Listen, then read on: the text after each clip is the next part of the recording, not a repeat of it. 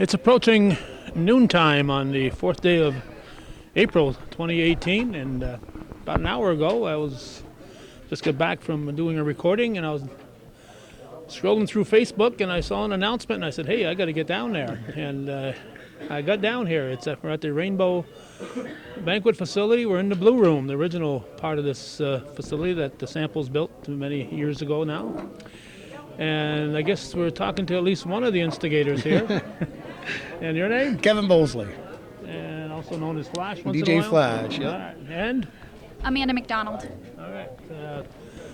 McDonald's. I used to drive by a McDonald farm on Route 11, right next to the line of the Northern Adirondack and Northeastern Clinton School District. Any relation to those McDonald's? No? Tommy McDonald. Tommy McDonald. Yeah, I don't Distant, know. I think. Very distant, probably. I think so. Okay, well, you'd know. I think so. You're a Bobcat. You know all these things. So why are we here? Well, other than being a DJ, I also work for a local dairy farm a few miles up the road. And as everybody knows, the current dairy prices, they're not sustainable. If something doesn't change, we're going to lose a lot of family farms. I witnessed a lot going on Facebook. I thought it was, if there's anything I'm good at, it's getting people together in a room, and I thought maybe we could get some farmers in a room, try and come up with some ideas, try and find a solution, at least let the powers that be know that we're concerned and people are organizing around this problem. Definitely a problem, and I grew up on a farm on the Ridge Road in Champlain, and the last of those independent farmers went out just a couple of months ago, and they were bought up by another farm, but those small independent farms just don't exist too much, although in the Ellenburg area they've held on more than in the rest of the part of the county. 80% of the farms in the U.S. are still family owned. But the smaller farms have a couple hundred acres that just don't exist anymore. No, they don't, yeah. And they will cease to exist at the current prices. Just Agrimark alone has lost. There were over 1,200 farms 2 years ago. Currently, are a little under 1,000. So, if another year goes by with prices like this, theoretically they could lose another 200 farms. So that's a third of the farms within a 4-year period. What is the current price per 100? I believe $14.80. I believe is the base price. Depends. Obviously, depends on your premiums and things like that. But I believe $14.80 is the. That's $14.80 a 100. 100 weight. Years ago, I figured out what that meant per gallon, but I'm not that smart to do it right now off the top of my head. Basically, my boss was getting paid the same price for his milk in the early '80s as he's getting paid right now. Well, I know it was several years back in the high 20s. Absolutely. Do you know what it peaked at roughly? I was 24 to 25 when it peaked, and that was all due to exports, demand for exports. Now we have a very small surplus, but that very small surplus is a huge reduction in the price the farmers are getting paid. A 5% surplus could mean 20, 30, 40% less they're getting paid for their milk. So that's why we're here today, is hopefully to maybe come up with some ideas that might be able to help. All right. And what's your interest? My husband has a dairy farm. We're located in Chazy, D&D Dairy. I'm married into it. We started about 8 years ago. Oh, no, wait a minute. My husband and I have been married that long. They purchased the farm 11 years ago. It's my father-in-law. We have 3 families living off the same dairy farm, so it's not going very well right now. So where is the D&D Dairy? It's on the McBride Road in Chazy. Okay. I passed that to get here. Yeah, we milk about 100 cows. Okay. We raise heifers, calves. So your husband used to work next door to me on the Ridgeview farm. He did when he was a child. My father-in-law, Brad, was the manager there for quite some time. So, yes. This is the former Barcombe farm there on the McBride Road. Purchased it from Larry Barcombe. And that, coincidentally, used to be owned by my great-grandfather. So there. Coincidence, yep. So, and there's a little lane back there called the Cast Iron Lane that ties up to the La Valley Road. Yep. So you've got a very Yes. keen interest in all this. Yes. Yep. So, how did you hear about what's happening today? Actually, my mother-in-law was one of the ones that helped put it together, Chrissy. So we're all here to try to get something going. Okay, what's going to happen here? change. Yeah, definitely. Yeah, what's going to happen today? We have some local representatives coming. Senator Little is supposed to be here. Billy Jones will have a representative here, as well as Elise Stefanik's office. We have legislators from Franklin County, as well as Clinton County that'll be here. We're going to have them speak, but basically we want to do a town hall type event and let the farmers express their opinions, and like I said, hopefully we can have some ideas that it, at least may carry back to the co-ops, and try to help. I noticed you did have some underwriters. I see the Sample family is bringing out some victuals here. There will be a luncheon served. Absolutely. So you got some underwriters that are helping? Yes, we had very generous sponsors. I'll try to remember them all off the top of my head. Bordeaux Brothers, Phoenix Feeds, Dominic's Hardware, LeBaire Store, Dupree Feeds. What am I forgetting? I should have had my list in front of me. You will see it up on the screen. I've got a PowerPoint scrolling up there for the rest of the sponsors. Palmer Veterinary Clinic, a lot of our local suppliers and feed stores that we deal with were more than generous to help us out. We just wanted to get enough money to pay for some food, to get everybody here, a free meal, and some of Peck's hot soup doesn't hurt to get people through the front door. All right. So did they have to sign up to be here? Absolutely not. We left this open to the public. As far as farmers, suppliers, anybody that's associated with the dairy industry to please come and join us, and any support is well recepted. Okay. And as far as a follow-up, you don't know what you'll be doing as a follow-up until... We're not sure where this is going to go. We have a gentleman today also that came all the way from Lancaster, Pennsylvania, the National Dairy Producers Association. He's going to be making a presentation as well. Has some really good ideas. So we're not sure where this is going to go. We hope it'll have a ripple effect of some sort. There's meetings like this going on all over the country right now. Out in Watertown, there was one a few days ago, Vermont. We created a Facebook page to get the word out as well, and it's been very, very effective. That's what got me here. So we're just Good. trying to get the word out. It's a dire situation. The landscape is already changing. We've seen it since the 80s steadily. And basically, this is the last stand, I think, for the smaller dairy farms, as well as the big farms. Getting $14 for your milk, whether you're large or small, it's not. When you're paying $250,000 for a vehicle running through your field. Absolutely. It's affecting everybody, large, small. So We have a small farm, family farm, Relatively, yeah. and we don't want to sell out, but honestly, that's what's happening. We're being forced to, and farming is a way of life, and we love it. It's in our souls, and it's just terrible that this is what it's coming to. And you said that part of the problem is a surplus. Then you said Surplus right? is the problem. The problem is because farmers, in order to survive, have gotten more efficient. Absolutely. And when you get more efficient, you More produce milk. more product. Absolutely. And you've got to have a market for that product. Absolutely. And it's that old thing you learn in school: supply and demand. And if you got more supply, then there's the demand, and you've got that problem. Absolutely. Absolutely. So that's kind of a lot of people don't want to talk about quotas, That's price, what we production said caps. in Canada. I read a great article yesterday from out of Vermont. They were looking to their neighbors to the north, and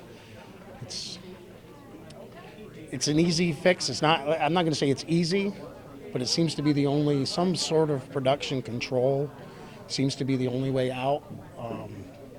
Yeah, in Canada, you get a quota, and if you go over that quota, you get almost nothing for that milk. And then if you're going out of business, you can sell your quota. Absolutely. So you're not only selling your farm, your land, your cows, your equipment or whatever, you can sell that quota, and the quota in many cases, what I've heard, is more valuable than the farm. Absolutely. So that may or may not be a solution, but it's certainly something that should be investigated. Yes. And you guys are both kind of young. She's younger than you are. Yeah, a little bit. But it wasn't that long ago where up and down the road, that's all you saw. I used to drive to Kings Bay and to see my aunt and uncle on a Friday or Saturday night, and my brother Sam would sit on one side of the car and I'd sit on the other, and we'd count herds of cows in the field. And from my house to Kings Bay is probably 8-9 miles, and we'd count 20 on each side of the road. You go down and you see one herd of cows. You're lucky. Absolutely. So definitely the landscape, I just said, is changing, and it's going to take meetings like this to let the people know that people are serious and in dire need. And that's what we're trying to do. It's just bringing some attention to the issue, trying to get a large group of farmers. That was my hope today, was to get numbers in the room so that the powers that be at the co-ops and such can see that people are willing to get together and speak up for the issues that are. Well, the weatherman's cooperating because it's real. Not much to do today on the farm. Not much No outside. seed going in the ground today. It's awfully wet, and I want to forewarn the viewers here that these people are looking for ways to save their livelihood. And some families, it's generation, generation. The farmstead that I live on, that I was the third generation that was there, and I'm 70 years old. So some of these farms go back a long time, to a lot of generations. So you may hear some language that we might not normally hear. My goal today is to keep things very, organized and civil, and give everybody a chance to speak. But in the heat of the moment, absolutely, there may be some curse words out there. We are talking about people's their livelihood. Their life. Yep. Yeah. And we do want to point out the FFA is here to help you. Give them some recognition. Karen has come with a few of the FFA students. A couple of them will be making speeches today. They're helping me with we want to get a roll call, who we have for farmers, vendors, elected officials here. So they're doing some of the secretarial work. And they're passionate as well. The FFA kids have been great. I'm not sure if you saw that on Facebook as well, but the NAC FFA, they did Easter dinners, a box. They went around to all 47 or 48 farms in the NAC school district. Wow. Just before Easter, they went around with a complete ham dinner for the farmers. Not so much saying that here's some food, that we don't think you have enough money to buy some food, but here's a token of our appreciation for what you do. And they also attached a copy of our poster on the boxes to all those families, and it was very well received by all the farmers. A lot of them I heard from thought it was a great idea. So it's good to have the youngsters stepping in to help as well, because they know it's a dying industry, and we want to stop that from happening. Okay. Anything else? Anything you want to say? Okay. Thank you for being here, Calvin. I'm glad I was able to catch it before the fact and not after the fact. Absolutely. So we'll let you get your show on the road. Thank you very much. Been tying you up for quite a while. Thank you very much. Thanks, Calvin. All right, a event here at the Rainbow to help spread the word about saving farms in the North Country.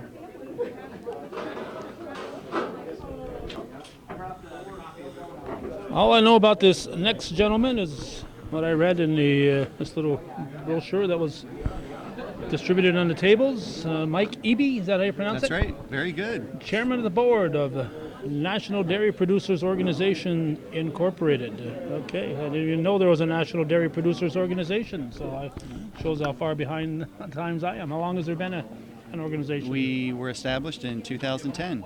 Okay. It started in California and moved east, and multiple farms across the nation. We're looking at representation, a better representation, which then simply starts with individual farms getting involved specifically with their co-ops, because we do believe this problem can be fixed with dairy farmers individually getting involved with their co-ops.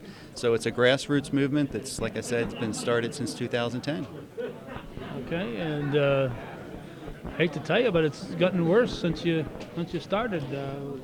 And the co-ops, I thought most of those were owned by the farmers themselves. That is correct. 2010 was when we started. Our message was the same today, or is the same today as it was then. And it doesn't change simply because when you do have at times of overproduction, you have to acknowledge the fact that the economic law of supply and demand will never be denied.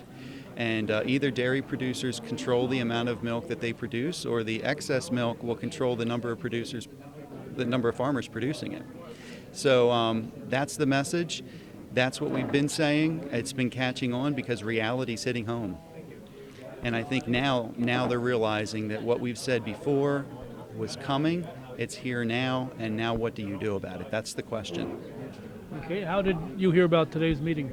So Kevin called me simply because he had been reading the Farm Shine, which is a Lancaster County printed publication, which makes it the whole way up here to New York.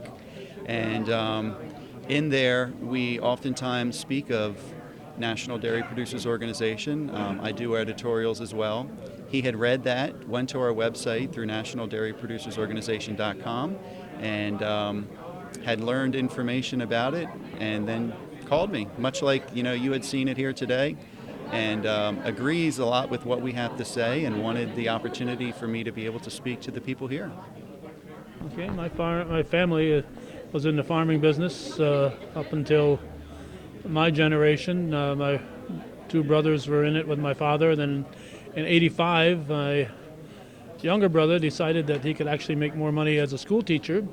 So they, and he certainly made the right choice. And so my older brother and my father ended up selling all the dairy cattle in '85. And as you probably know, in '86 there was a national buyout of dairy cattle that had to be sold for beef. They couldn't be sold and kept into dairy production. That's right. And I guess that was supposed to be the answer to the problem, and that was 30 years ago.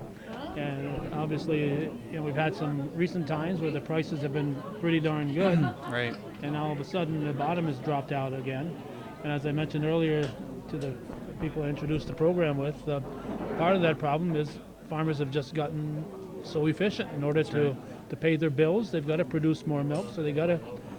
And Kevin mentioned the answer that our neighbors to the north, the Canadians, have, what is the quotas. That's right. Is that something your group has looked at? We have. In fact, going back to the buyout program that you mentioned, my father was farming in 1986 when that happened. I'm thankful he didn't sell out because it gave me the opportunity to farm for 17 years. But I had sold my cows 2 years ago, in 2016, much for the same reasons that farmers are facing with today. It's just that it came a little quicker for me. Your answer, or the question that you had asked in regards to Canada, we believe as National Dairy Producers Organization that had the government following that buyout program in '86, had they followed the Canadian model, we wouldn't be where we are today. The one thing that I will say about Canada, Canada values their farmers. We would be so lucky to have that be valued here in this country. The fact of the matter is they don't. And we're not convinced that they will, so it then falls back on the shoulders of the dairy farmers. Okay, so if our government's not going to put in a system such as Canada, and yet we know that excess milk controls the price downward, what do you do about it? This is where it comes to the farmers to have to realize the government's not going to fix this for us. If they wanted to, they could have, and they chose not to. So going forward, we believe as an organization, it's really going to have to come from the dairy farmers themselves. And there's no better vehicle to be a part of that fixing of the problem than the cooperatives. The cooperative model is a perfect model. It's a great structure, but yet the farmers themselves need to be directly involved. And I think you would even understand, or you would even agree, that model, even though perfect, is hijacked too strong of a word?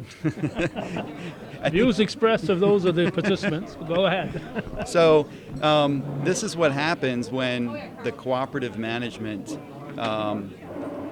has an agenda of their own, and the dairy farmers are simply suppliers of that raw product. having very little say up to the direction of the actual cooperative itself. And what we're suggesting is get involved. If you don't like what's happening, get involved in your cooperative, because we feel it's the only way that you will ever really truly see change. The question is, will it and can it happen fast enough? Yeah, because we really hit, we like to think it's rock bottom, but who knows if it could get any lower. When you're dealing with prices that are, I'm sure in '86 when they had the buyout, the prices for milk were at least as high as they are right now 30 years later. Yeah, you're right. The prices really have not changed. However, costs, the input costs have drastically increased, so therefore the margin has decreased. Now, one of the problems with organizing farmers is that by their very nature, they're independent. That's exactly right. You're an independent businessman. You operate. I'm old enough to remember that farmers always got together for their little work bees to bring in the crops and stuff like that. But each guy had his own farm, and that's one of the problems I've always seen as far as getting farmers to agree on something is they are by nature independent. That's right. That is, at this point, it's been difficult to have farmers come together for that reason. But I think today is testimony to the fact that farmers within certain regions are willing to sit down and take a second look at this, because it's gotten as bad as what it has. We hate these bad times to come, but if something good can come from it and the farmers can get back in control of their cooperative because of it, then we believe it's a good thing, and what you're seeing here today is a good thing. Now, how far-flung is your organization, the National Dairy Producers Organization? Now, I see it's still got an address of California. You're out of Pennsylvania. I am, yes. How is it nationwide? It is nationwide. We represent 32 states within the country. Of course, those being major milk producing states. We have board members from across the country: California, Idaho, New Mexico, Wisconsin, New York, 2 in Pennsylvania, Massachusetts. So yeah, it's great to have representation across the country, representing different size farms. And one other we just had recently added was from Washington State. So the message is the same no matter where in the country. When you have excess milk, regardless of the size of your farm, you need to find a way to match profitable demand. And whoever controls the milk has to be involved in that equation. And in this situation, with the cooperatives representing 80% of the milk in the nation, we feel that it's the cooperative's responsibility to do that on behalf of their membership. And if they choose not to, then the members need to question the management as to the reason why not. That's where the conversation needs to begin, and we believe that meetings like this provide that an opportunity to happen.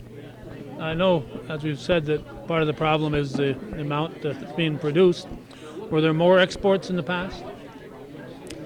Yes, there were. There was a time when exports were lower. We're, I think, running around 15% now. We're still, according to imports and exports, we still export more than what we import. But really, if we export, say, 15%, but yet we continue to increase our production and our exports don't go up, it's going to fall back on the domestic market.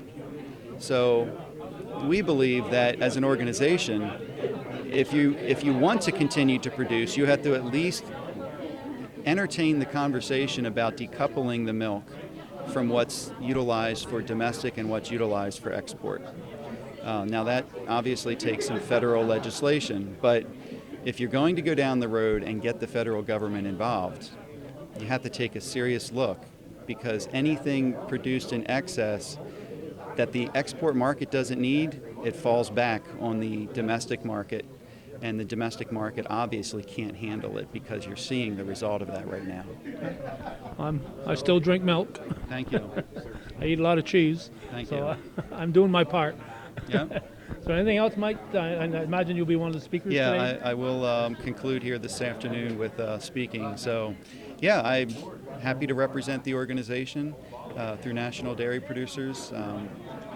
and would welcome membership. It really truly is unification of dairy producers nationwide that's going to fix this problem, and we believe that as an organization we can carry this message forward and have the dairy farmers across the country get actively involved with their cooperatives, because we believe it's from that level that things can really truly change. All right. Thank you, Mike. Yeah, thank you. Appreciate it. All right.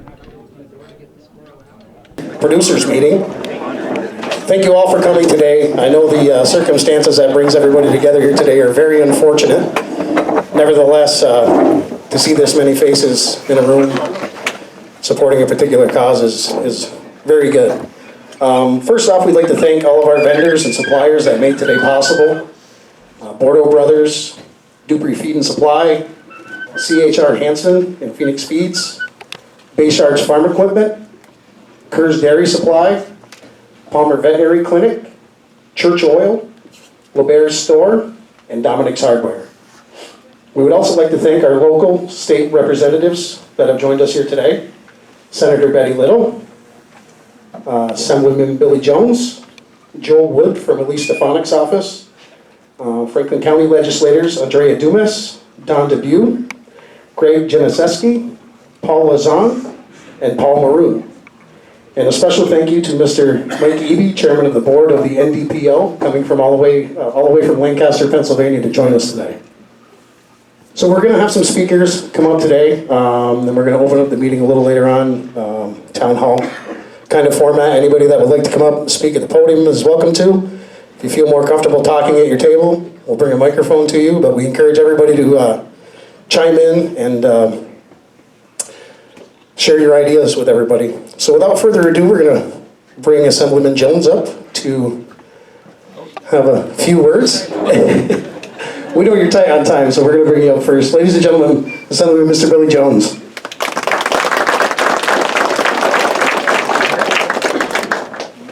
Sorry, I didn't know I was going on first here.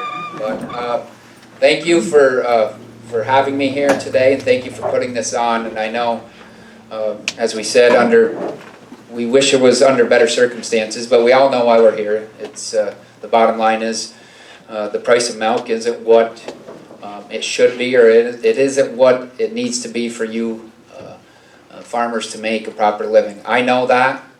I've lived through that. I was raised on a family dairy farm, family of 7 in Chattagay, New York, and I know exactly what you're going through, even though that's not of any consolation to you. But our farm struggled through these times of below average and below what you needed for your milk price. And we, at the end of the day, generational dairy farm. My father came from a family of 16, and they were a farm before that. My grandfather was a dairy farm as well, a dairy farmer. And at the end of the day, we had to sell our farm.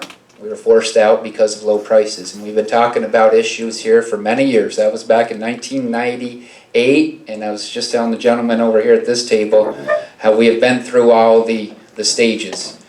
I remember in the 80s in the buyout program, which I'm sure many of you remember, and then we went through the dumping of milk and how we were going to force the cost of milk to rise through that.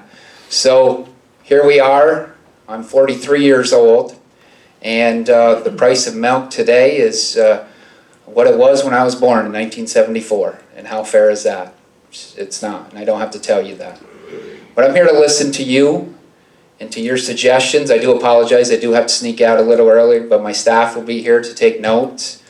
I will say on the state level, we were able to restore all the agriculture funding for promotion and research. I know Senator Little works hard about that, on that in the Senate, and I do as well in the Assembly, because I realize how important agriculture is to the North Country, and it is to our state.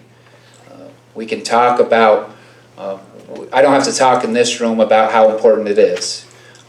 Not only the direct farm impact, but how the businesses in our area directly benefit from farmers in the North Country. But we need to find some solutions, and that's why coming together like this to have a positive conversation about solutions. I know there's many, I've talked to many farmers, I've talked to many family members, I've talked to many of my neighbors about this, about we should have this, we should have production control. We don't need production control. We should have we should have a subsidy to get us there. We shouldn't here. I will say one thing that we can do on the state level, and I firmly believe this, is on the promotion end of it. We do dole out money for promotion in certain aspects of agriculture, and I really do think we need to do a better job on that in the state. We need to make our product, our dairy product, more available to urban areas. We need to get that product out there because, quite frankly, you can go to a restaurant or a diner in downtown Manhattan and you can ask for a glass of milk, and you probably can't get it. And I believe that we need a better job getting our promotion, our products out there and promoting that into the populated areas. I'm not saying we've done a horrible job on that. I just think we can do a better job at doing that. And I think it's incumbent upon leaders like myself and the senator and our local leaders to really raise awareness on what farming means to our communities. I don't think a lot of people out there realize how much of an economic effect farming does have on our communities, and we need to keep raising that awareness. So I'm here to listen. Like I said, I do have to sneak out a little early, and I apologize for that. I have another appointment in Malone, but my staff will be here taking notes. You can come up and talk to them, and my door is always open. Please get a hold of my office or via email or phone call, social media, however you feel comfortable, and please like to talk to you about these important issues. But this is an extremely important issue to the North Country here, and I don't have to tell you how important that is. So thank you, and let's have a fruitful discussion on it. Thank you, Assemblyman Jones. At this time, Mr. Joel Wood from Lee Stefanik's office would like to come up and speak.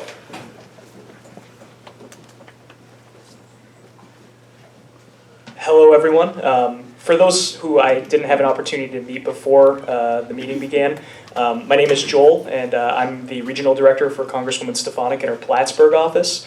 The Congresswoman unfortunately couldn't attend today, but she did ask that I attend in her place, and she did provide me with a few remarks that I'd like to read, which go over some of the work that she's been doing on your behalf on the federal level in Congress.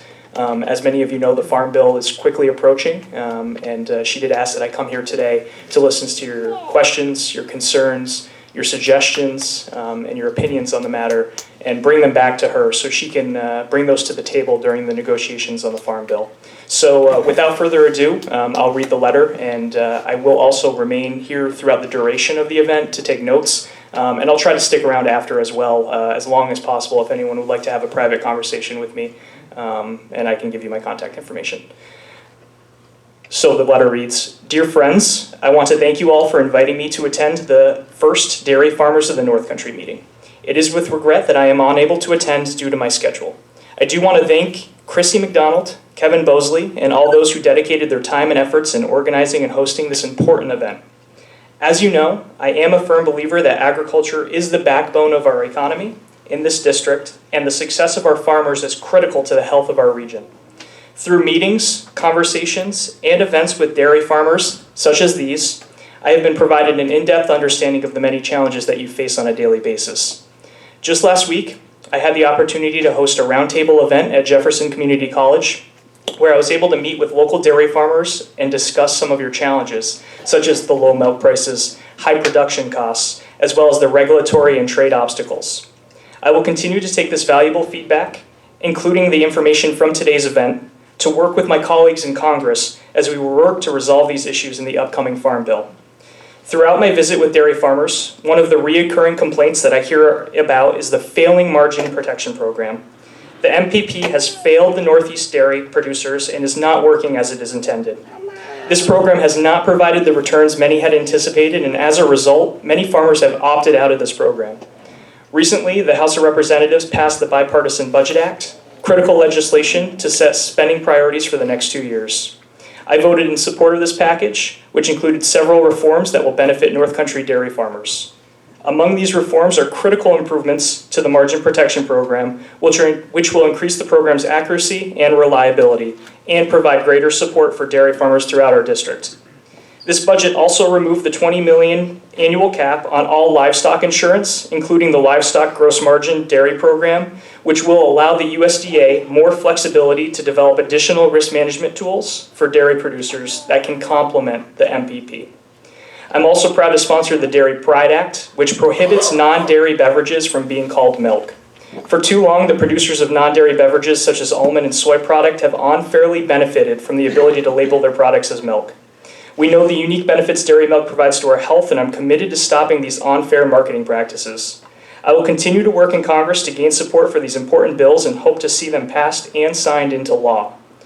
These are challenging times for our dairy farmers, and I know that you are all hurting. Looking forward, Congress is beginning the process of writing the Farm Bill, and we're working to find ways to increase markets, roll back the regulations, and fix an MPP program that is terribly broken. Thank you to all for all that you do to keep food on our tables. Sincerely, Elise M. Stefanik. Thank you. Thank you, Joel. Ladies and gentlemen, our Senator, Ms. Betty Little.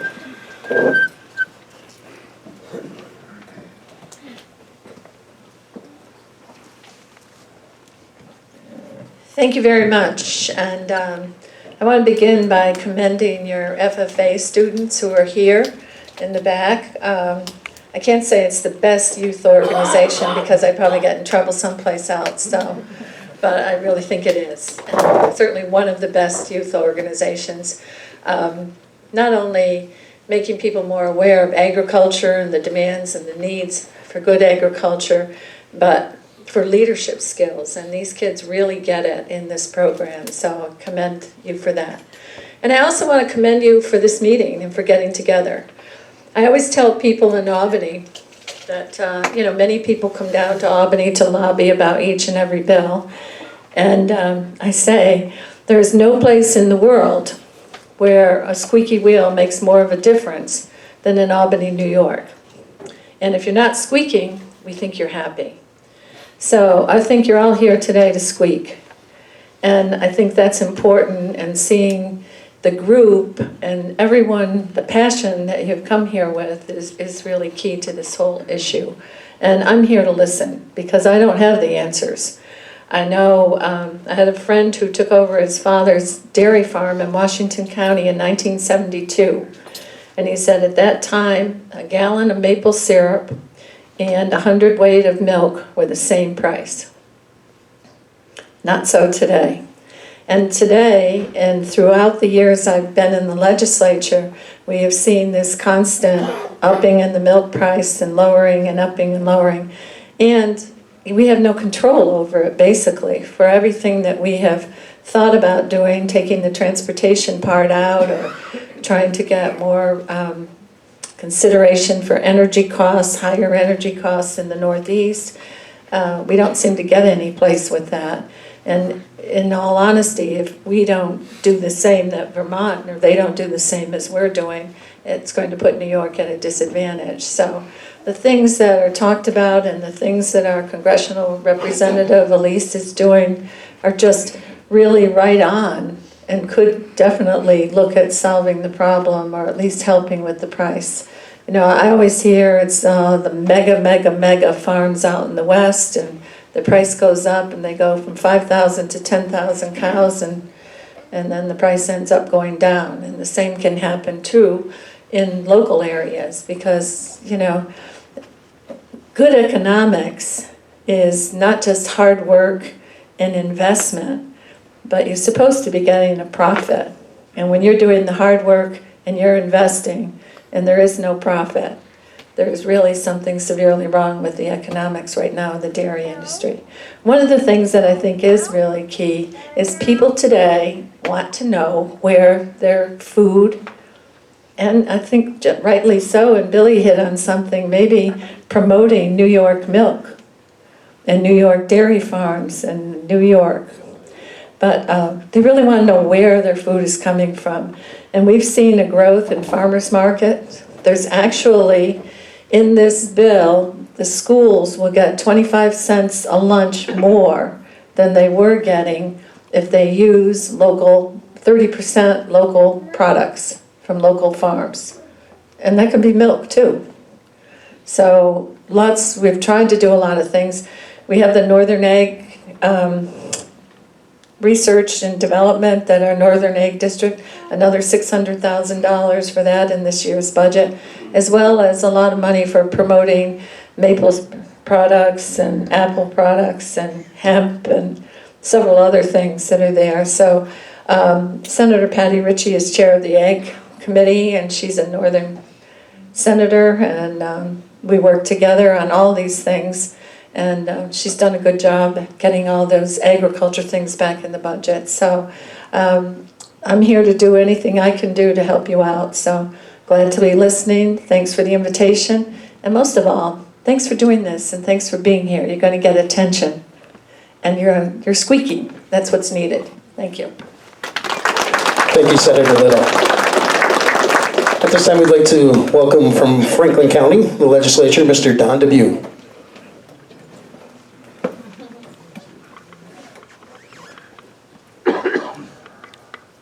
Thank you for inviting me today.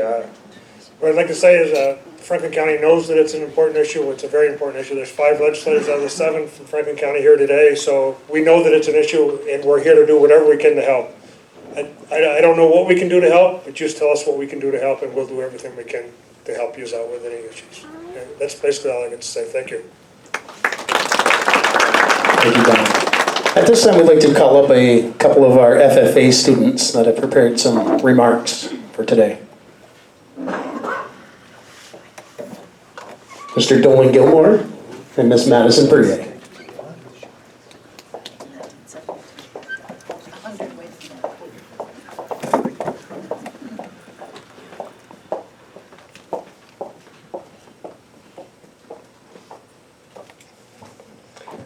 Hello, I am Dolan Gilmore, and this is Madison Perrier. Today we are here to talk about one very important topic, the future of agriculture.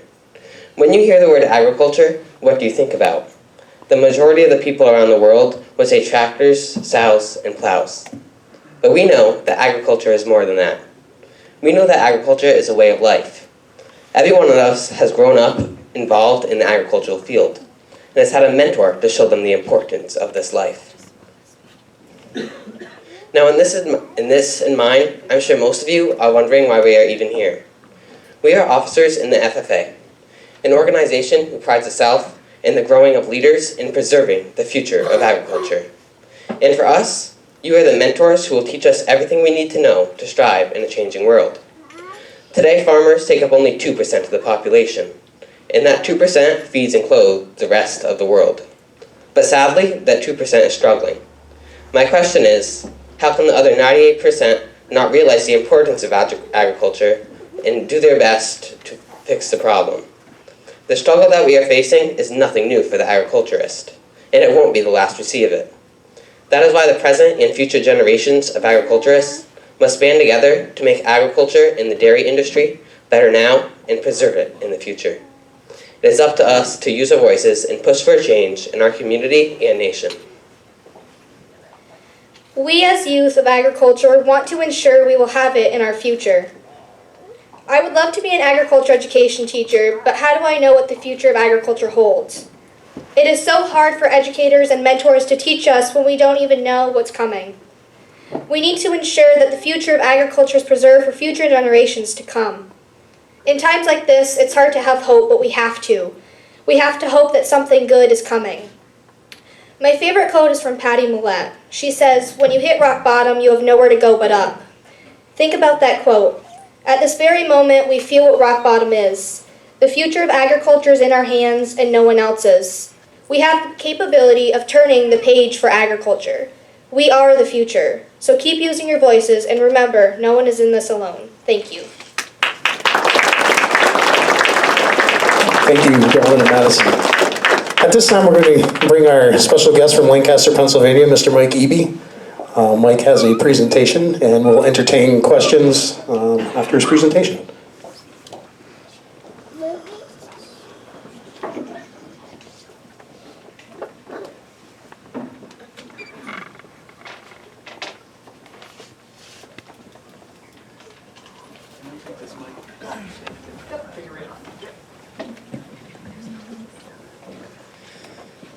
Well, thank you, Kevin. Appreciate it very much. The opportunity to come.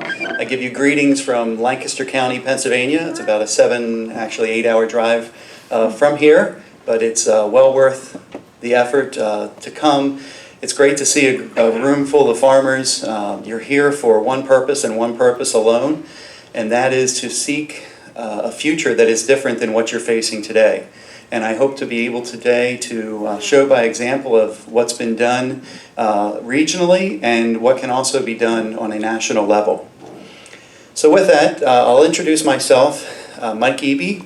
I am was a past dairy farmer. I farmed for 17 years in Lancaster County, 7 generations. It was tough in 2016 to let the farm go, but I was pretty much at the spot where you are right now. I did not own the farm. I was still renting from Dad. I could not borrow any more money. I didn't own the land. And it was a decision at that time to then move on. I have since worked for a radio station, and that has then given me the opportunity to have the voice to carry the message forward for the dairy farmers that are still remaining. So with that, I find it a privilege to be here representing the National Dairy Producers Organization as well. Of course, our emblem, you may have seen this in the past. You have newsletters on your table as well. What I had done is I had put together a few newsletters. That way it gives you a better feel as to what we are as an organization. Feel free to take those home with you. Inside the newsletters, you will also see a pamphlet. It specifies an effort going on with the California Standard Milk. I'll talk a little bit more about that later. But with that, let me start the presentation of pictures. I'm going to fly through these pretty quickly. I find it easier to speak with pictures than with words. They say that a picture is worth 1,000 words, so we'll get through this really quickly with just a bunch of pictures. So what is the National Dairy Producers Organization? Why do we exist, and who are we?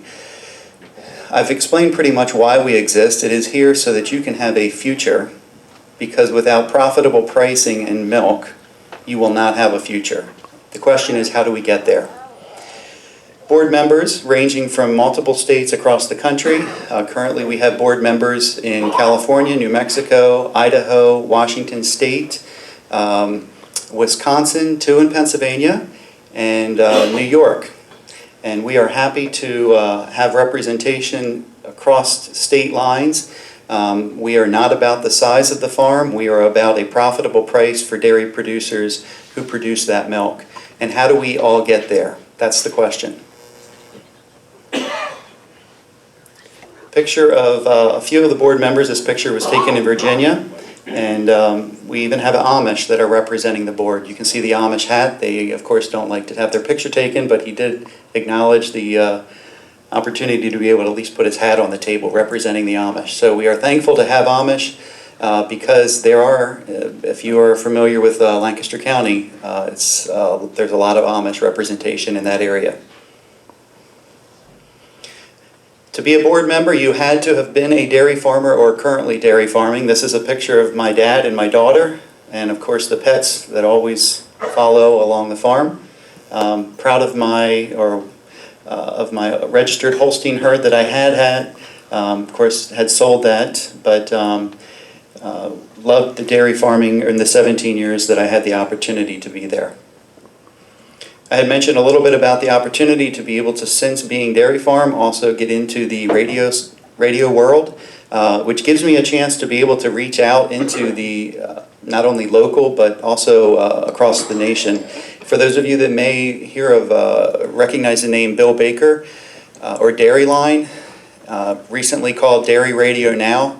They may have that program up here in New York, but I work with Bill Baker as well, and you may hear some snippets of what we have with National Dairy Producers Organization through Dairy Radio Now. radio. The radio company that I do work for is in south central Pennsylvania. You can see it reaches somewhat into Maryland as well as New Jersey and part of Delaware. So how do you get the message out? This picture was taken at Shady Maple. Many different ways to get the message out. Obviously, farmer meetings like this is very much the best way for that to happen.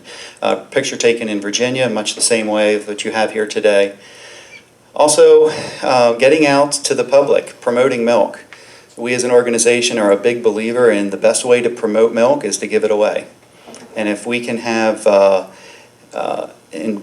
those that believe in the organization to help provide funding to be able to purchase the milk, to then be at events like this. This is a mud sale in Lancaster County.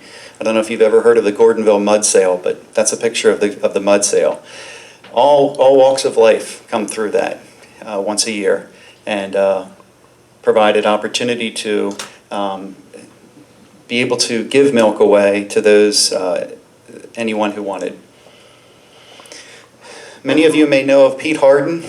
Pete and I are good friends. In fact, this picture was taken a year ago up here in New York State, not too far from here.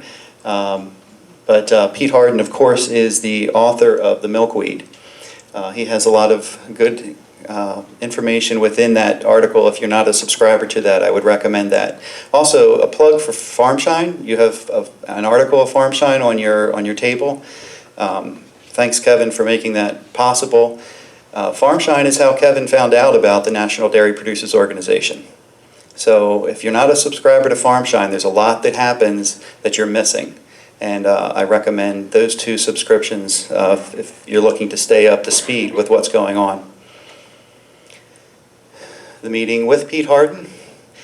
Picture of Greg Millick. Greg Millick is a board member of ours, of National Dairy Producers Organization. He just started about a year and a half ago.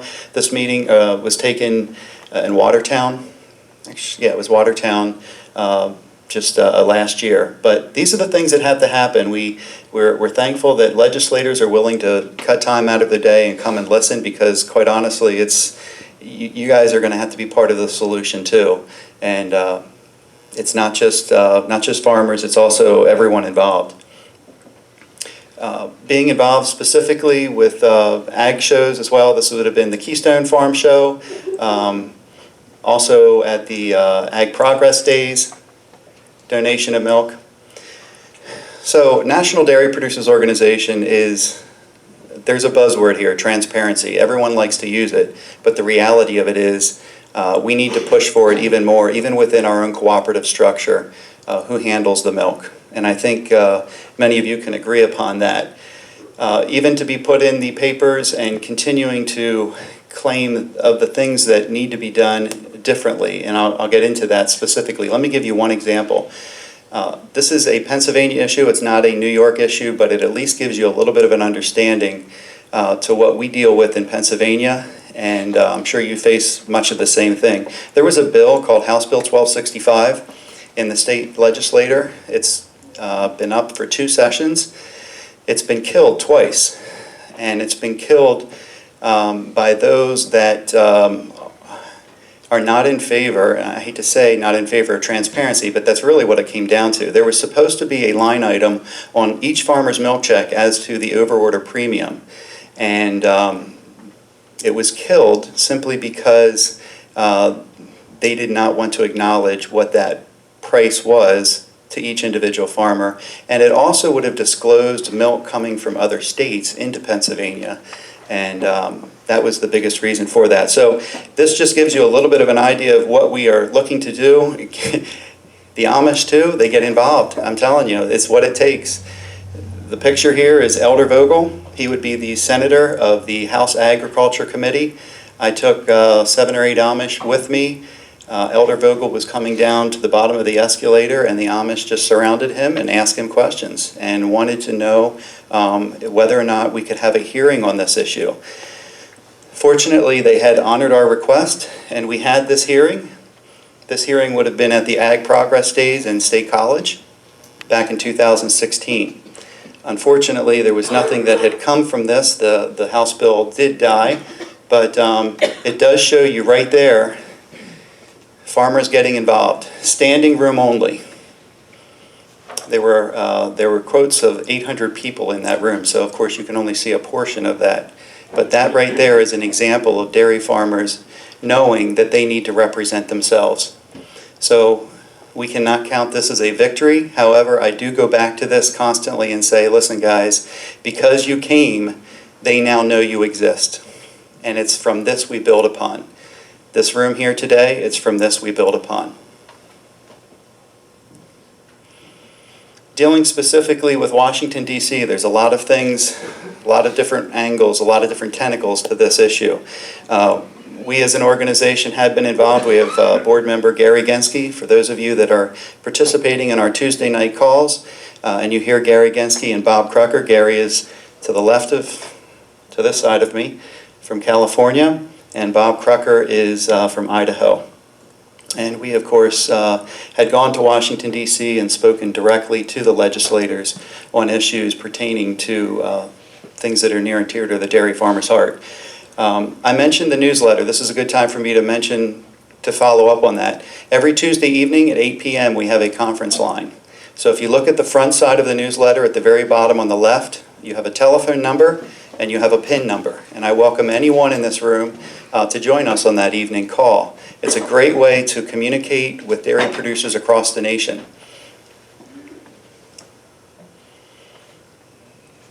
Frank Lucas, G.T. Thompson. Frank Lucas would have been a big part of the Farm Bill back in 2014. Mitch McConnell's office. We talk about as an organization representing the dairy farmer. This is some handouts that I had put together as an organization, and then we went around to 40 different offices in one day in Washington, D.C. My son actually went with me.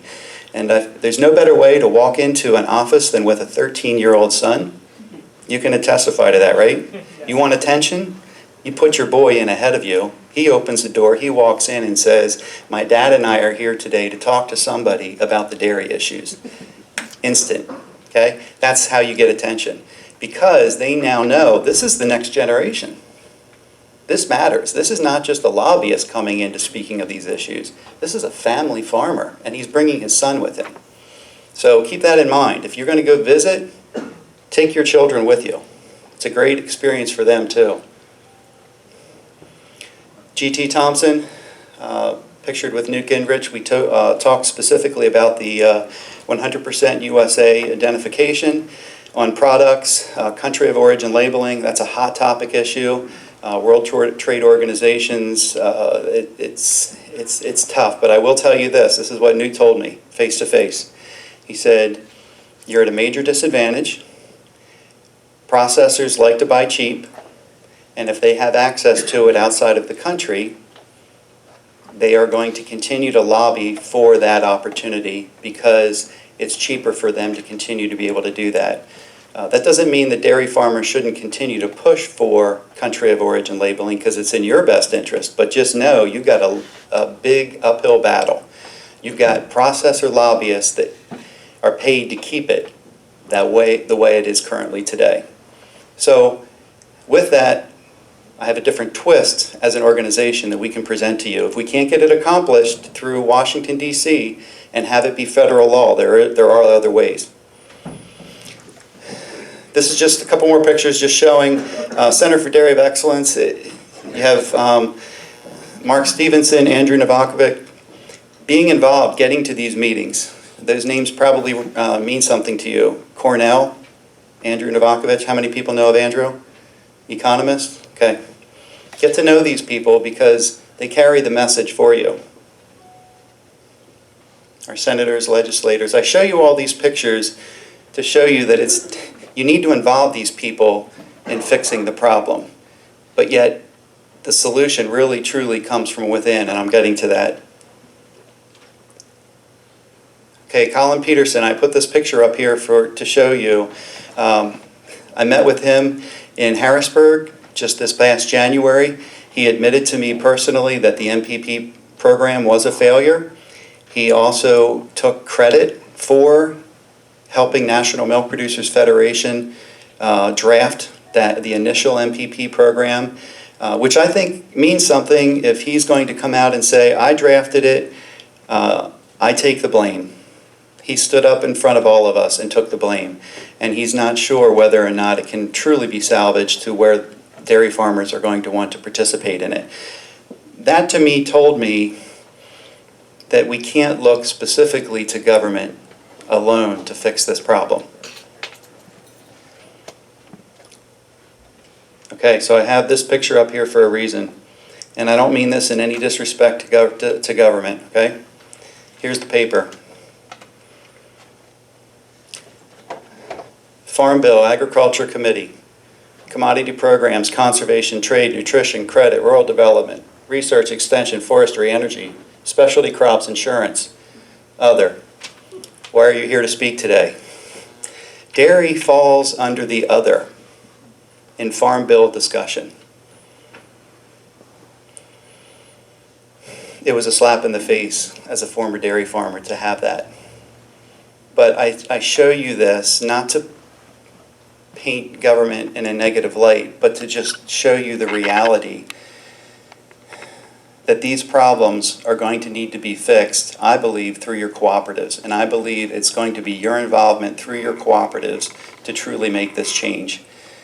You need to hold accountable your cooperative leaders. That's the answer right there. Now, how do you do that? That'll be part of the discussion. I'll give you another solution or another angle at the way this can be accomplished. Many of you have heard of the Northeast class action lawsuit. You probably signed for a portion of those funds. Probably ranges between $3,000 and $4,000. You probably have not yet received it. Am I right? Okay. You should be getting it anytime. That's your good news. But we all know $3,000 or $4,000 is not going to solve your problems. But I've been getting a lot of questions, when are we going to get our money? This was January of 2015, so if you do the math, if it settled in June of 2016, this would have been a year and a half prior. I got involved with this actually through the Farm Shine, believe it or not, another plug from the Farm Shine. Jonathan and Claudia Haar, who would have been the class reps, had put an article in the Farm Shine. I read it, called Jonathan and Claudia Haar, and I said, how can I help? And they asked me to come and give testimony to the hearing. It would have been a settlement hearing, and I brought my son up with me again. Once again, bring your children to these things. The next three pictures prove the same thing. This would have been another hearing. Same topic, but the second attempt, okay? You remember this settlement had 3 attempts before it actually settled? There's another attempt, testified again. Still dairy farming at this point too. My wife is at home milking, just so you know. I drove to Vermont, but I had great help at home. My wife and kids have 4 children. I took 1 child with me each time, so the rest at home still had to work. But it did give me a great chance to be with one-on-one with my kids. Okay, so we got involved as an organization. How does National Dairy fit in all this? We got involved as an organization to reject the settlement because we didn't feel that it came anywhere close to fixing the problem, nor did it really truly give enough of money back to the farmer. The judge said that it was worth 41 cents a hundredweight, and you guys were settling for 2. I find that difficult to be fair. So we were objecting as an organization, and we encouraged other producers as well to send in letters of opposition. There were hundreds of these letters of oppositions that were sent in to the judge, and we believe that that was part of the reason as to why those 2 settlements were rejected. If you do remember, maybe some of you got this letter. It's probably difficult to read it. If you were a DFA producer, you would have received this letter. But this letter is basically asking you, the plaintiff, to agree to settlement. But this letter was given to the plaintiff farmer by way of the defendant milk inspector. See a problem? Big problem. 1,200 of these letters were distributed, given to the farmers. 1,200 were mailed back in to the judge. And they were trying to use this as a reason to settle. The case went after Vermont. It went to the appeals court, the appellate court in Manhattan. It went then to the Supreme Court. The Supreme Court denied it. The Supreme Court only hears 1% of the cases that are brought to them. They hear 90 cases a year. They receive 9,000. This is one of 9,000 that was rejected. That's why you're going to get your money, because it's rejected, and now the settlement stands. Now the money has to be paid out. Some of you may know Garrett Sitz. Garrett and I saw this coming. We saw the two settlements. We're not going to provide any relief to dairy producers. The dollar value isn't going to come anywhere close. So we had opted out of the class action lawsuit, and we're pursuing today. We're through discovery. We're in discovery, and we are trial bound for October of 2018. I can't speak too much of that simply because it is an open case, but just know this is part of the solution to the problem. We're attacking this from multiple different angles. We had sent letters out to some farmers asking as if they would want to join, and we ended up with 115. We were given only a few weeks actually to pull it off, actually 3 days to have full confirmation after the lawyers had given us the green light that they would accept the case. So basically we pulled it off in 3 days, and we had 115 farmers. I wish more of you guys could have been involved, and who knows, maybe there are some in this group. If you are, I'd love to meet you personally. I probably had multiple telephone conversations with you, but if you're a part of our case, seek me out at the end. I would love to meet you face to face. Once again, the Farm Shine does a great job in promoting what we're doing through the organization, and also speaks of the 115 farms. We can move forward with our antitrust complaint. We presented it to the judge, and she acknowledged that we do have a case, and that's why we are where we are today during discovery. Okay, part of being with National Dairy Producers Organization is locking arms with other organizations. OCM, Organization for Competitive Markets. Some of you may have heard of them. They're extremely active on the King Amendment, states' rights. If you're not familiar with that, get familiar with it. We are a supporter of, let me back up. We are not in support of the King Amendment. We want to see states' rights continued. The King Amendment would give the federal oversight over all of the over specific laws. We're also in favor of making the entire checkoff program voluntary. Everyone knows in this room that you're paying in 15 cents per hundredweight. 5 cents goes to national, 10 cents goes to local. You're aware of that? Most farmers aren't aware of that, but we believe that those dollars would be better in your pockets than to be taken out and be utilized in the way that they currently are. There are some good promotion programs going on out there, but it's just one more of those examples that we believe that you could utilize those promotion dollars a lot better than what are currently being done. For myself, farming for 17 years, I paid in $40,000. I could use that $40,000. I think you guys could too. We were in Washington, D.C. speaking directly with the legislators about the checkoff program. Okay, so this is where I come with the 100% USA seals. If the government is not going to put forth legislation making it mandatory for country of origin labeling, what do? I mean, you're really stuck. This is why, as an organization, we are a huge advocate for having your cooperatives in their processing facilities utilize country of origin labeling on your products. The question is, why are they not already doing it? It's legal. I've asked the question of that of legislators, and they say, you can do whatever you want. We can't make it mandatory that it's done, but on a proprietary business, they can do whatever they want. If they want to do country of origin labeling, if they want to put it on beef, if they want to put it on milk, they can. So we created a label. This is the 100% USA trademark label. And we are making it available to any cooperative that would want to utilize it for their processing plants. And we believe then with the money that's currently being used, the promotion dollars or the marketing dollars of the cooperative, they can then promote to the public that it is your milk and they are proud that it is USA. You remember the days when you would see a flag on the milk? Why don't we see that anymore? Same is true for beef. We recommend that the processors that you work with utilize these seals. And this is why, right here, okay? Not to bust on Mexico and Canada, but it's your beef, and you need to make sure that your consumers know that it's your beef. This is a Wendy's commercial, or a Wendy's billboard. Okay? 100% pure North American beef. North America stands for US and Canada and Mexico.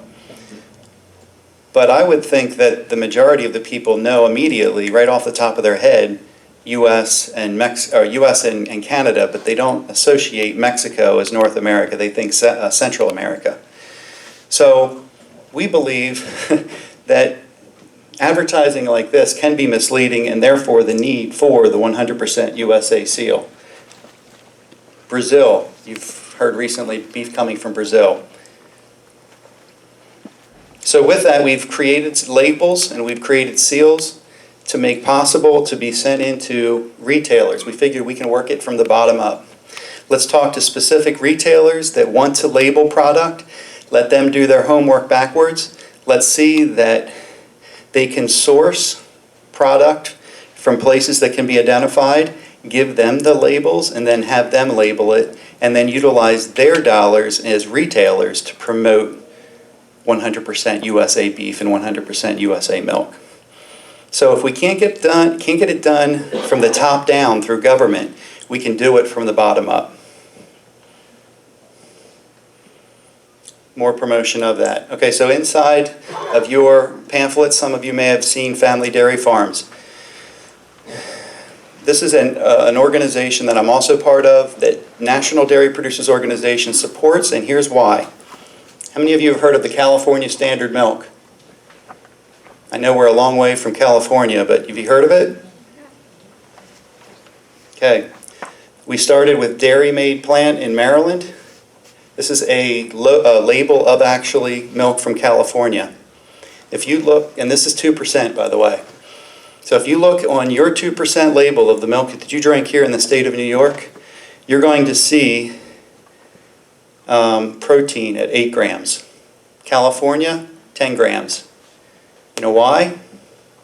Because they add solids to it and it increases the protein. It also increases the taste. So for every percent fat reduced, percent protein is increased. Grams of protein are increased, and that's explained in that flyer that's in some of those. Sorry, I didn't have a lot, probably enough for every table, but some of you can see that in there. It explains whole milk is 3.5 fat, 2% milk is not 8 grams of protein, it's 10 grams. And 1%, because it's so depleted on fat, needs even more protein through solids, non-fat. So we're talking 875 solids instead of 825 solids. So we feel, as National Dairy Producers Organization, you want to solve the problem of all of this protein on the market? Why don't we put it back into the milk? First of all, why are we pulling it out to begin with? But what California has done since 1962 is they've left it in and then added some to it. That's why California milk tastes better. They claim it tastes better because they're happy cows. It's not because they're happy cows. It has nothing to do with happy cows. It has everything to do with their fortification standards. So what we've done in Lancaster County, Pennsylvania, is taken this California model and we've made it our own, and we've called it white gold. Notice? 2%, 10 grams of protein. Now I can say I wish we had a lot more success with it. I wish I would have brought some along with me here today. We are successful. We are moving forward. We've run into multiple roadblocks though, one of those being it cost us 50 cents a gallon more to make this because we had to buy the solids non-fat to add it to the 2%. Will the consumer pay more for it? That's the question. And we found that they will. But we have yet to find anyone that's really willing to run with this, and we're still dealing with it on a 500-gallon a week order at this point that we distribute through local retailers. We need this to catch on big time, and I don't even care if it's not called white gold. Call it California milk. Call it New York milk to California standards. Call it Happy Cow milk. I mean, you probably can't do that because it's California labeled that way, but regardless, it can be done, and it could be done across the country. That's something you can take back, because this has been in the works multiple times. The legislative through Washington, D.C., the last time it was up was in 2010. It got shot down. These things get shot down because processors don't want the extra expense of adding solids, even though it would benefit consumption. It's all about the money, remember? First shipment through Dairy Made. First shipment of what we've made went to the Pennsylvania Food Bank. We did whole 2%, 1% in skim, filled that tractor trailer, and distributed it through the PA food banks. Some of it also went to Blessings of Hope, a nonprofit organization. Of course, along with this comes a lot of fanfare. The owners of the organization distributing milk as well through there. We were able to then have media attention from it. But we need to continue to move forward with that. We've since moved to High Point Dairy. We've had issues with solids separating in the milk. For those of you that understand the homogenization process, the Dairy Made plant had problems with the homogenizer. Can you imagine solids being put in the milk and having trouble with the homogenizer? Everything rises to the top. The consumers crack that bottle open and they say, "What's wrong with this milk?" They're not used to milk separating. You know, for those of every one of you who understand raw milk and what happens to raw milk, you get it. But consumers that are used to milk never separating, it was a problem. So we had to, that's why the labels are different. That's why we also, we went to the High Point plant in Delaware. We also came out with a chocolate milk line. 3.5 fat, 8.75 solids. This stuff is unbelievable. And like I said, I wish I would have brought some with me here today. But if you ever have a chance, if I'm up here again, I'll bring some. Giving it away, there's nothing better than putting milk in a Coca-Cola cooler. It's like a slap in the face to Coca-Cola when you can have milk in a cooler. One sec. Okay, I found. I'm going to go through these pictures really quick. You have questions as to what you can do with your milk promotion dollars, what we can do in Pennsylvania, and what I'm looking to have done here in New York. I don't know if I can pull it off. I also sit on the Allied Milk Producers Board, part of the 10% checkoff dollars. There's a possibility that you farmers can be involved in this, and if you are, I'll follow up with you. But I'm going to just show you really quick some of the cool things that can be done with promotion dollars that we are doing currently in Pennsylvania. Of course, being able to be sponsors at events like this. We bought a cow. Believe it or not, that cow cost $8,000. But is it awesome at an event when you can have kids be milking it by hand? The water circulates out of the bottom of the bucket, up the leg, back down the udder. And it's pretty neat. I'm not sure it's worth $8,000, but you know, it's an attention grabber. So we also take this cow into parades, giving milk away at ball stadiums, events such as that. Here's a pretty cool way of utilizing promotion dollars. You guys through FFA, I'm sure you're the recipients of some of the promotion money too. In Pennsylvania, we have a Pennsylvania promotion group, and Lancaster County specifically had an old trailer that was basically falling apart, and we were able to then purchase them a brand new trailer for them.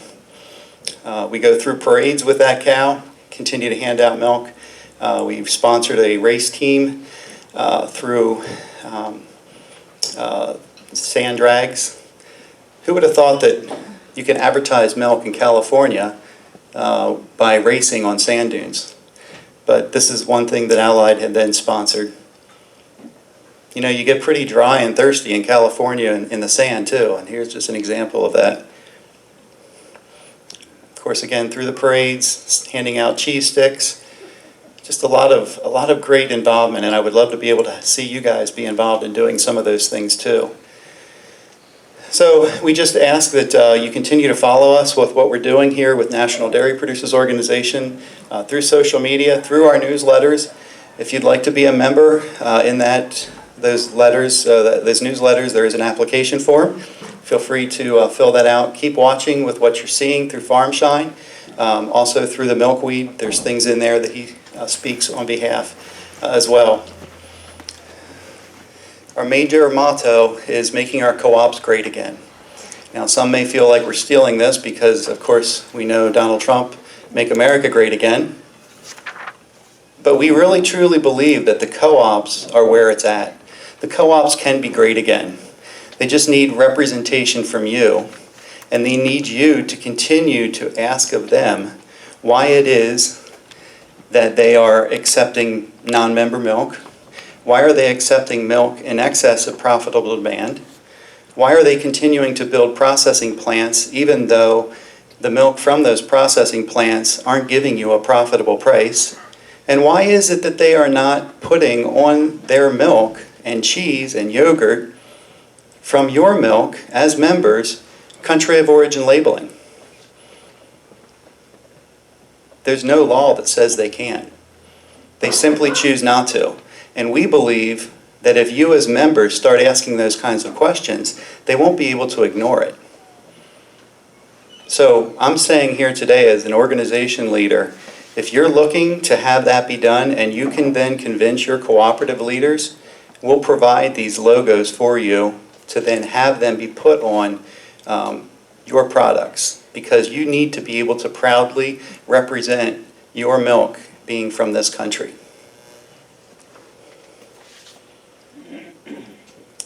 It starts with cornering people that have influence. Anyone know who this is? Elvin Holland, DFA economist. Who would have thought that 15 Amish guys would be in the same room? But what we do as an organization is we pay for the transportation to make sure that farmers that don't have transportation have access to these people. So when people ask us, what do you do with my membership money? Right here. If you want to have answers, you've got to be able to be in the position where these people are. Find out where they are and get involved. National Milk Producers Federation, there's 45 names on here. 15 of those are DFA. That's 1/3 representation of National Milk Producers Federation coming through DFA.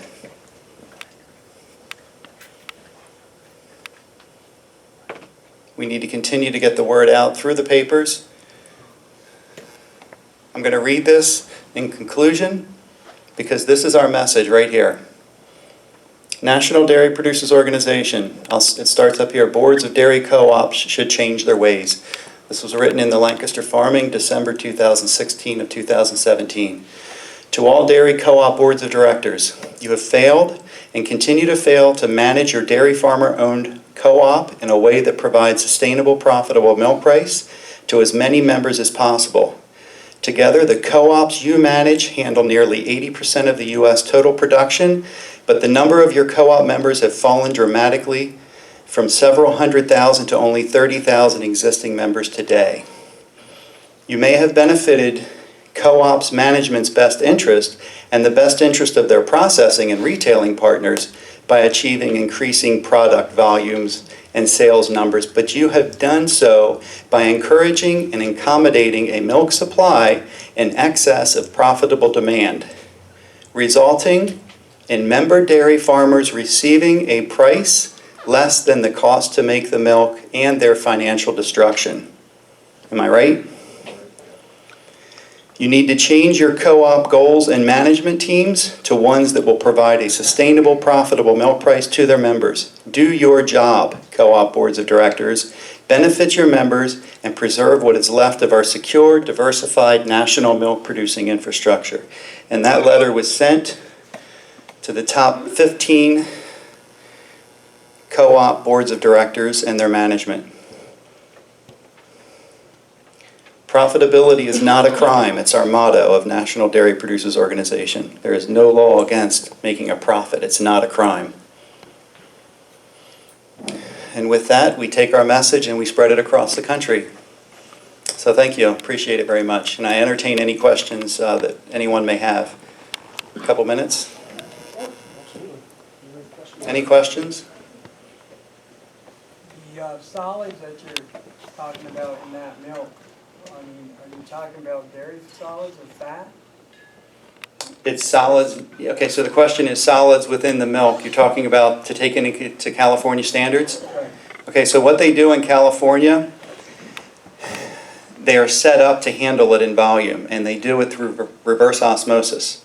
So it's protein that is taken from other milk and utilized then to bring the level to where it needs to be in the milk that you drink in this gallon. So basically it's milk from other milk. It's 100% milk, it's not soy, it's nothing else, it's solids, non-fat. Through the reverse osmosis, which keeps the whole process liquid.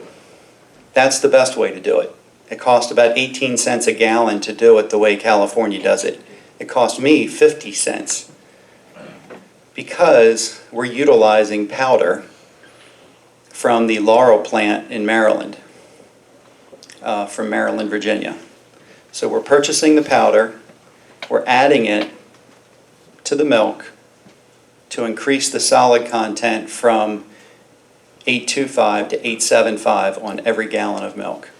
And then on whole milk, we're increasing the fat with milk fat from 325 to 35. And that's why it tastes different. It has such a full flavor. It's not watery, it doesn't look blue. It actually has substance to it.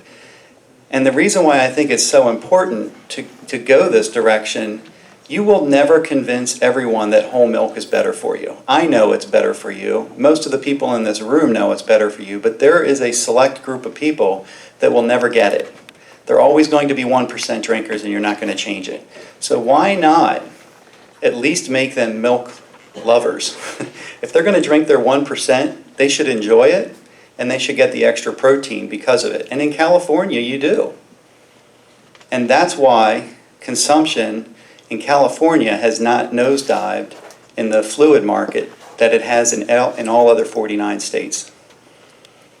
Because their whole 2%, 1%, and skim are all fortified to levels to give the flavor of whole milk, even though it's only 1%. It gets the flavor because they're increasing the solids in it. You can increase flavor through solids or fat. So if you leave the fat in, you're increasing the flavor. If you take it out and replace it with solids, non-fat, you still have the flavor. But you also have the taste. And the taste is what we're going for. Because the worst thing that can happen is somebody that's convinced they should only drink 1% milk, grow to then not like the taste of milk, and then go drink almond juice. That's the worst that can happen. So I look at it as provide them an opportunity to not make that jump away from milk. And I think that if they use the 1% that's fortified, they won't move away and they won't go to the soy and the almond.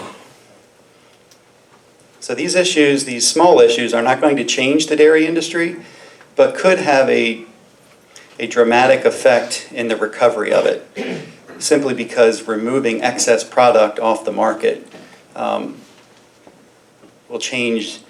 It's the demand in this situation. If you can increase the demand by increasing the consumption through taste, you're working it from the other angle. So you either have to reduce production or increase the consumption.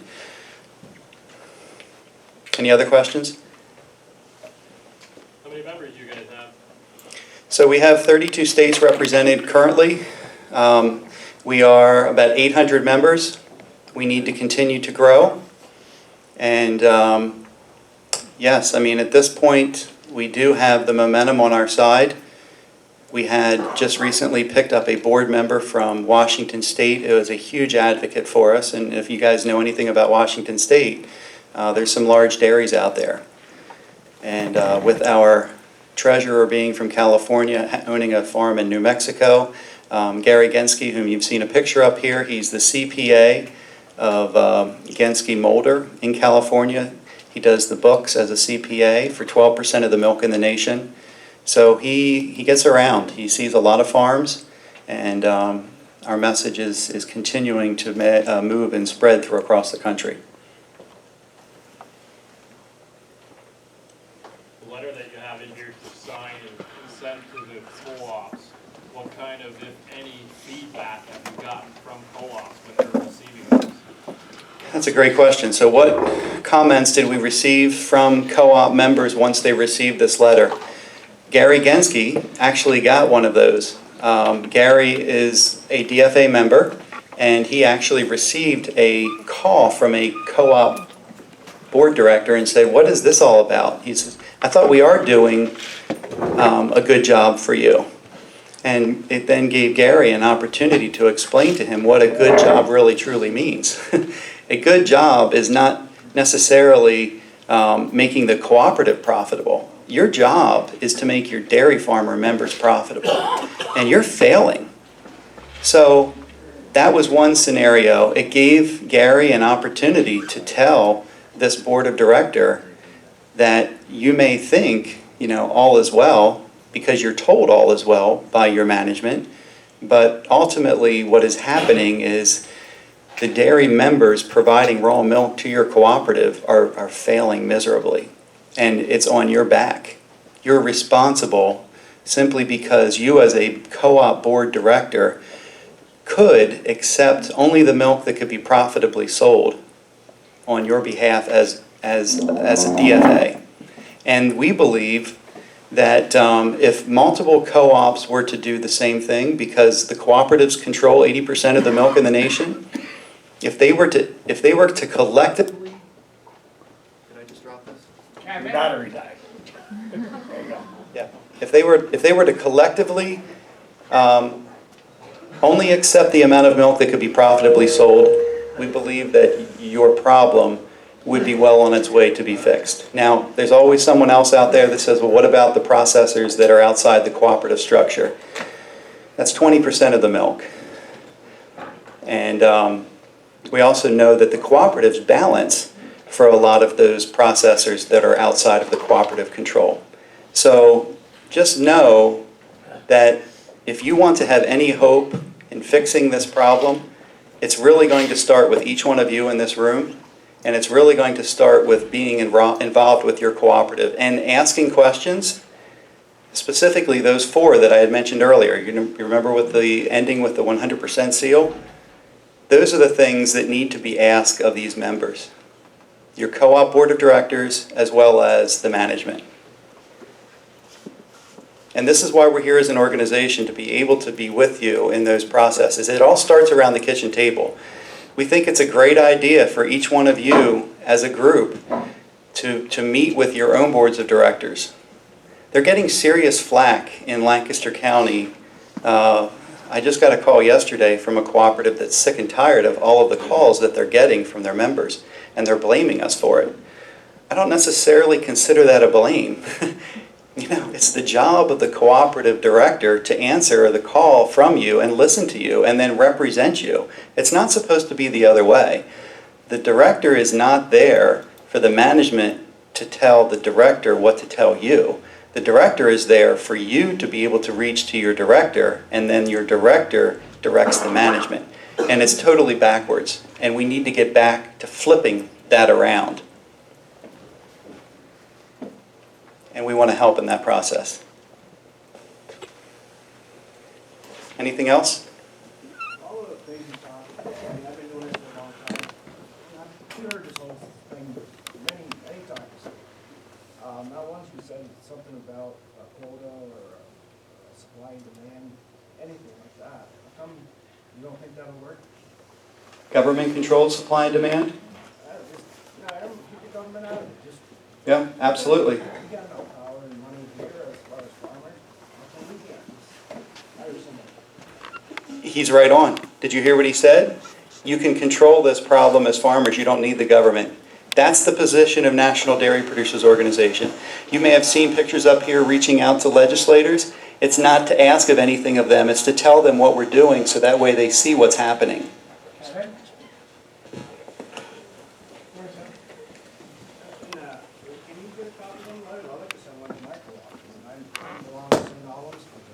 There is one in here, I'm sorry. I didn't read your paper. paper, I guess you got the letter in here.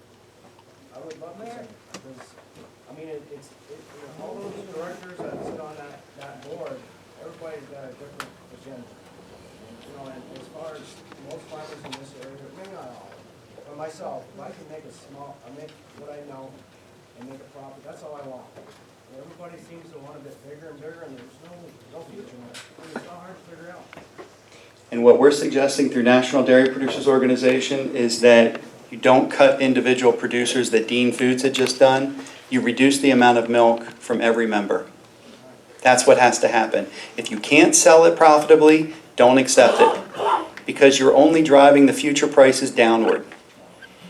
But here's what's happening. The cooperatives have created a model for themselves to be profitable. They claim the proceeds go back to their members, which as a Land O'Lake producer, I got $600 a year, which is a joke. Now, granted, that's 20% of the other 80% went back into the business, and I'll receive that years down the road through, equity. But the fact of the matter is, it's exactly what you just said. You as a dairy producer are not receiving the benefits directly from that, and you need to be. And you also then need to be holding accountable the cooperative management in their accepting of milk. If they have too much milk, they have to acknowledge they have too much milk and then act upon it. We're having cooperatives say, oh yeah, we have too much milk, there's too much milk in the nation, yada, yada, but really, what do they do about it? Well, we can't really do anything about it. All we hear, we're here to market your milk. We're not really here to manage the supply of your milk. Well, your number one goal and your purpose as a cooperative is to return a profit back to its member. Why else have a cooperative? Okay, that needs to be reminded to them, and that has been forgotten, and it has to be drilled in their head again. That's how you as a group take back control of your cooperative board of director, and if they don't want to handle it, they will then remove themselves because they get sick and tired of the calls from you. It's what's happening in Lancaster County. They're getting sick and tired of the farmers calling the cooperative in Lancaster, which unfortunately, they're not honestly the biggest problem. It starts much higher than that. You can see with what I pointed to here earlier with lawsuits, there's your big problem. But it's a trickle-down effect simply because it's like monkey see, monkey do. Well, if they can get away with it, then we can get away with it as a cooperative too. And before you know it, they're all operating in the best interest of their own, and you, the members, are simply providing raw product to them, and you're the loser. I have a question, Mike. What do you see as the best course of action for anybody sitting in here as an individual? Is it the phone calls to the co-op? Is it writing letters? What have you seen to have the best results, the best course of action to hold the co-ops accountable? What's working the best from what you've seen? I can tell you by writing letters to them is effective because they're calling me and complaining and telling me to tell these members of ours to knock it off. So we're getting the management and the board of directors of co-ops saying it's not our fault, you're stirring up trouble, let us alone. But there is some truth in things that could be done. Even though this cooperative in this situation in Lancaster is small, there is still some management things that could be changed. And ultimately it comes down to the members getting involved, the members writing letters, the members making phone calls. Honestly, sometimes it really comes down to making the director's life miserable, because until he gets to the point where he fears you more than he fears management, nothing's going to change. And I don't mean fear, don't take that out of context, don't mean that you go and threaten them physically, but take it for what it is. They've got to find value in needing to represent you, and if they don't feel the need that you're not going to make their life miserable, they're going to continue to listen to management because that's where they're currently safe. You need to make it where it's safe to be with you and not with management's position. Did that answer the question?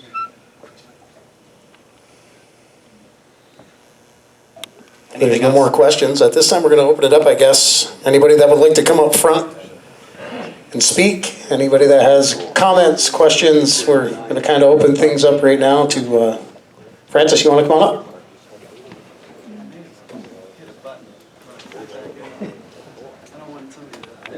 don't need a microphone. For you guys that don't know me, my name is Francis Helm. I'm from Chateauguay. I'm 34. Most of you guys I've either bred cows for, I've known past friendships, I've known my grandfather, or maybe we've gone out drinking before. A lot of what Mr. Evie said was a lot of what we have. We don't so much need another organization, we need ourselves. We've said this, my grandfather was in the business since the 60s, said a lot of the stuff since the 70s, was Chateauguay board member since the late 80s till the time he passed in 97. A lot of what we got to do, we've got to do right here at the bottom. Whether we're from St. Albans, Agrimart, DFA, if we want change, we have to present it. If our directors aren't doing the job, we've got to make a change. There's a lot of young guys that are in here that are about my age. We've got 30, 40 years, hopefully. A lot of you guys I've learned from. Mr. Monica, Jim Lobdell. I've known a lot of you guys since I was a kid. You guys have a lot more experience than I do, the Giroux also. But we are the future. I'm literally a couple months from going out of business. It's the way it is. We have to start taking our responsibility. I made a lot of mistakes going in. Todd, your father's not here today, but he was the first one to tell me, well, we'll probably see you back breeding cows in the fall. I'm pretty pig-headed and stubborn, as most of you know. I fought this for 11 years. I didn't have my grandfather's farm to go back. Some of you guys did have a chance to do that. But if we're going to make a change, we have to make it right here. If our directors aren't doing the jobs we feel that they're doing, we need to make a change there. As far as our promotion goes, it would be good to get our 15 cents back. Whether that's going to happen or not, we need to do a better job with the promotions. 3 to 5 years ago, I went to Manhattan to speak amongst 250 kids right in central Manhattan. They can't get milk from any of their restaurants. Their stores by 10, 11 o'clock in the morning, they don't have any milk. Unfortunately, Miss Little and Billy had to go. Thankfully, Billy is my next door neighbor, so I get to see him quite often. But that's something we really need to focus. If we are having that 15 cents, where is that promotion going? Is it still going in magazines? Anybody under the age of 30, we don't really read magazines. It's wasted dollars. You know, for you guys that are sitting up front, that's something we have to take into consideration of where those dollars are going. As far as what we're doing as farmers, we sit around the milk house, we talk to the breeder, we talk to Barry Smith down at the co-op. Nothing's getting better. Like a lot of you guys have said, you older farmers, none of us are in it to get rich. I left the job making good money so that I could milk cows. My girlfriend's the NAC FFA advisor. We've had this discussion before in our barn. How does she tell these kids there's a future in agriculture when we see prices like this? For the last 2 years, she's gotten to see how I've struggled. I take care of almost 170 head, mostly by myself. She does it with a couple part-time kids. We took a night off 2 weeks ago. That's the first time we've had a day off in a year. We can't just sit here and say, well, it's going to fix ourselves, it's good enough for me. We heard that a couple times from different farmers when we did these boxes that worried about charity. Subsidies, we've tried that, it's not going to work. We've got to come up with some sort of ideas. It starts from the bottom up, as Mr. Ebby had said. Whether we need his organization, no offense, we need to start doing something ourselves. And it really starts with a lot of us younger guys. There's some of you guys, Marshall, Gary, you know, you've got 10 years, your kids are taking over. We have to be the ones to step up. We've got to take action. That's pretty much what I've got. Thank you, Francis. Thank you, Francis.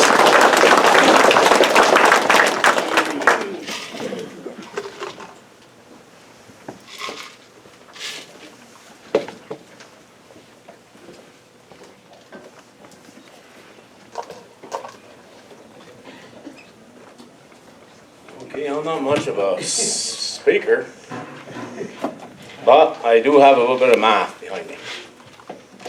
And our problem is overproduction. That's common sense. That's all it comes down to. Overproduction. Most of you guys here are smaller farmers. And we know where the overproduction comes from. Okay? In the co-op, every one of you members are one-member boat. Okay? So if there's 800 members in Agamart, it takes maybe 600 boats to make them put the cap on. They gotta do it. If you want it, they gotta do it. You got just as much power as a 20 cow farmer has Joe Blow up the road that's milking 5,000. He's one member. He's the problem of what we got. And he's going to be at your auction buying your equipment for nothing. He's going to laugh at you. So you can sit back and go out and cry, or you can take action. Putting a cap on it is the only way out of this mess. Because I've been farming since '76. It's been up and down. There was always a climb. There's always a climb. This time, I read every book that's out there. There is no climb. Right level. And the last month, we have gained in cheese. We have gained in powder. We have gained in everything in the warehouse. So how can the price go up? You know? And you can have all the auctions in the world. There's going to be more milk next year than there is this year. Because the big guy can keep going further and further and further. Now I'm saying 1,000 cows down or so, that's okay, that's no problem. But when you got 3,000 cows and you're going to 6, don't you think there's a little bit of hogginess there? I mean, is there? Yep. Admit it. I mean, do you need 3,000 cows to buy your cheeseburgers? No, you don't. You're only doing it, and you know what he's doing by he's doing it? He's making your life miserable. He's the one lowering the price. But I'm going to tell you something. If he had a brain, he would go on the quota too.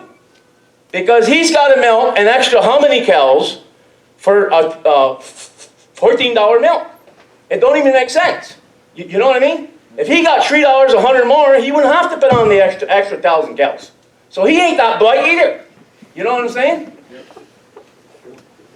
But you got to put a control. You got to put a cap. Because I don't care if these people go out and you can do anything you want. You can have the federal government come in and you're going to get an extra 30 cents, 100, or whatever we're going to get for that thing. All that's going to do is make more milk. You are never going to solve the problem. Never. He ain't going to solve it. Nobody's going to solve it. We got to solve it. We made it. We made the problem. We overproduced. But the reason we overproduced, the co-op encouraged it.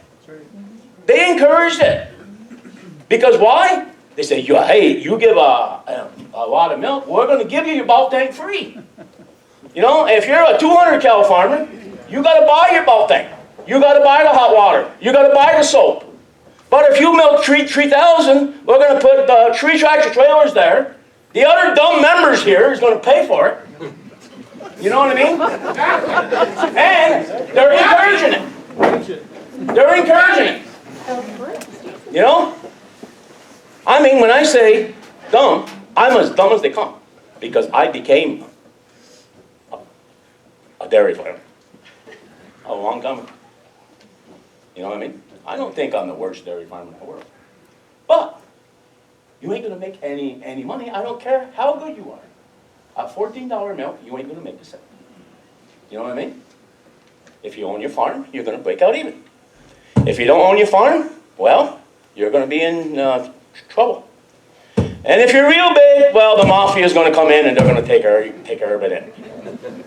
So this is the way it is. Exactly. And the problem is, he is the one that's making you bad. Now, why don't we just put a cap on it this year? Put a cap. Now, the co-ops ain't going to go. They haven't even mentioned anything about that. You can read every book in the world. They're telling you how to live on $14 milk. You got to be a better farmer. You got to be. You got to go and you got to get higher tests.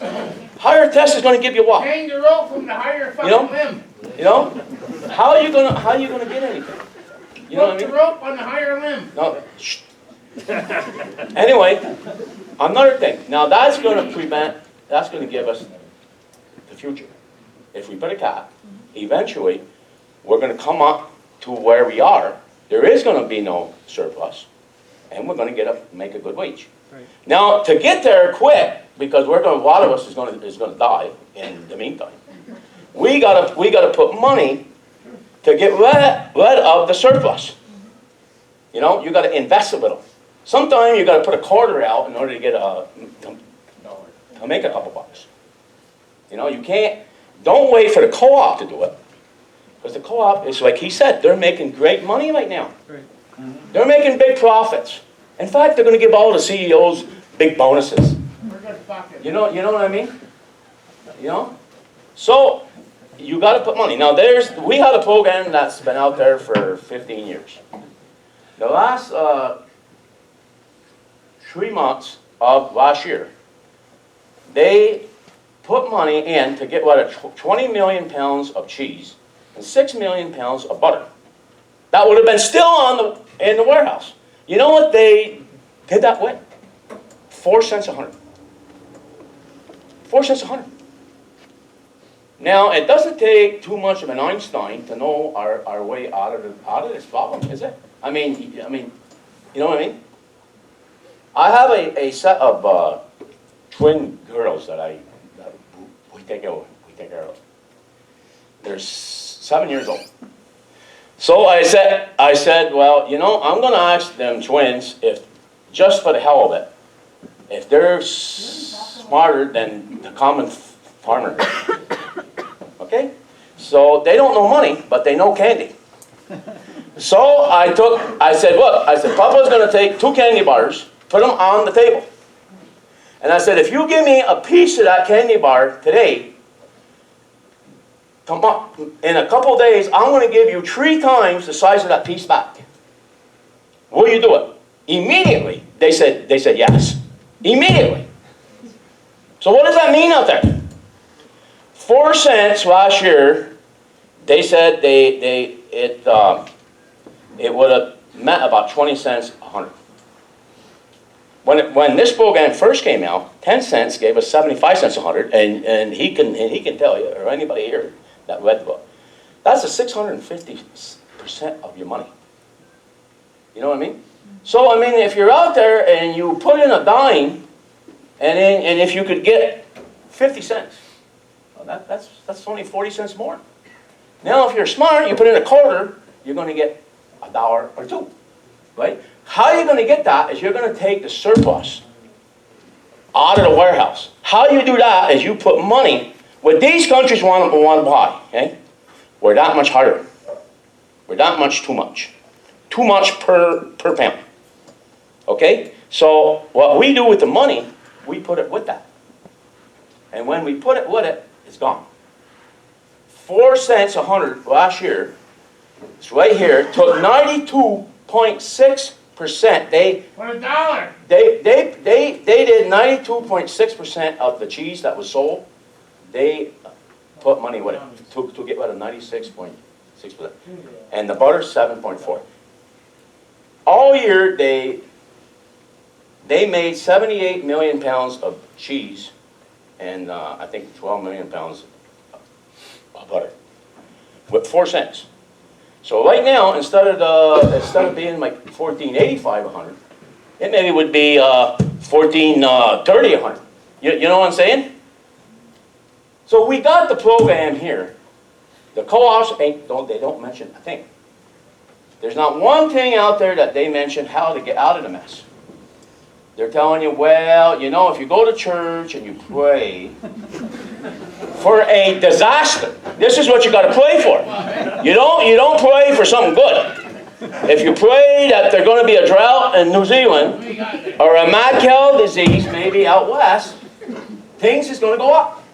Of course they are. The milk's going to go down, things are going to go up. This is what your future is here. Your future is somebody else having bad luck. Now that's quite a future. That's something really that you can hang on. You know, if somebody else has bad luck, we're going to have good luck. That's really good. Now, Canada, I just want to give a little thing. The Canadian farmers have 2% too much milk. That's all. Okay? But they're smart enough to take that 2% powder and put it on the market at a loss. See? And they take that loss and they divide it amongst the farmers. You know why they do that? Because it doesn't make their price of milk go down. Because they have no surplus. See what I'm saying? The only reason we're getting $14 a hundred, and he can tell you, is because of the surplus. We would be getting $19.20, but you can't get $19.20 because you got Joe Blow, he's going to put on 10,000 cows, and the other guy's going to put on 20,000 cows, unless all the little small guys here, me included, we're only small. I don't know if there's any big guys here or not, I don't give a shit.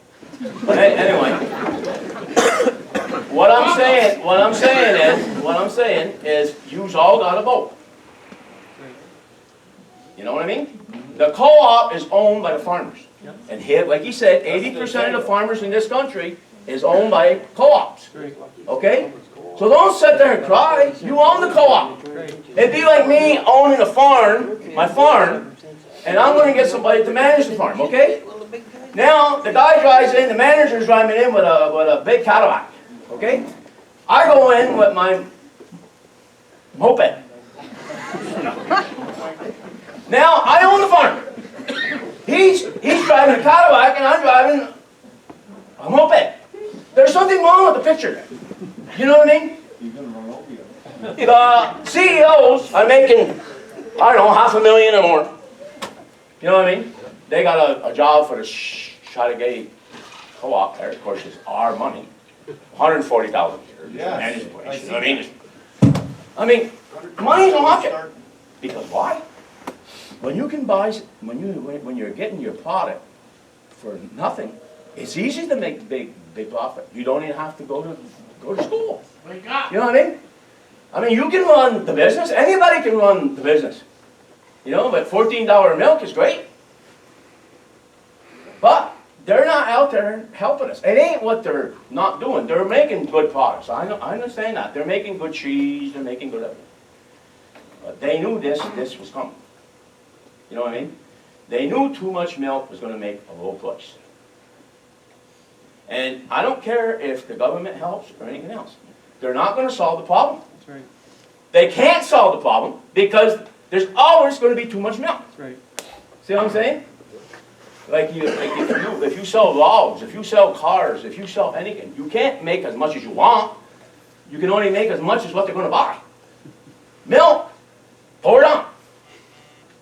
The more you make, the cheaper it is. The more you make, the cheaper it is. And now we're down to $14 a hundred. St. Albans cost. It used to be, when it was down low, 2-3 months, it always came back. It always came back. And that's where a lot of these guys here, I'll bet you right now, are saying, well, ain't no problem. We went down before. Ain't no problem. Go $14 milk. It's going to be a problem this time. Because this time, it ain't coming back. This time, it's going to go straight. If it's going to be anything, it's going to be lower. Because there's more in the warehouses all the time. You know what I mean? The meeting was called here today, is to come up with a situation to get out of it. And the only situation you're going to get out of it, you've got to produce less. You know, like if I want to go buy tires at G&G Tire and the warehouse is full, I want to get my tires cheap. Right or wrong? You know what I mean? If the warehouse is so full that they can't put another tire in, and I want to buy 10 truck tires, I'm going to get them cheap.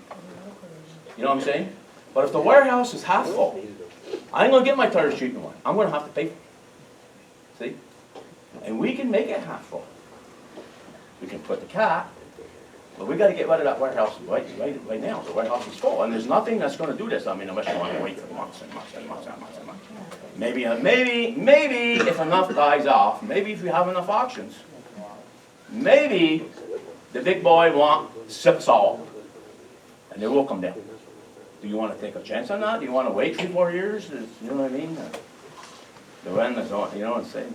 But anyway, between the cap and this CWT, put more money. Now, they're going to say, we made the co-ops to do the talking for us. Okay? That's what co-ops are for. They're like the one that I'm in has got like 980 members or something like that. They're supposed to be doing the talking. But they're not. They're not. Well, the reason is they're making big money with cheap milk. See what I'm saying? So, maybe it's time that we get together and say, you either wake up, fuck the co-op. You know, you either wake up or it's time to go. You know what I mean? So, I mean, you know, I mean, this is something that the farmers has got to look at.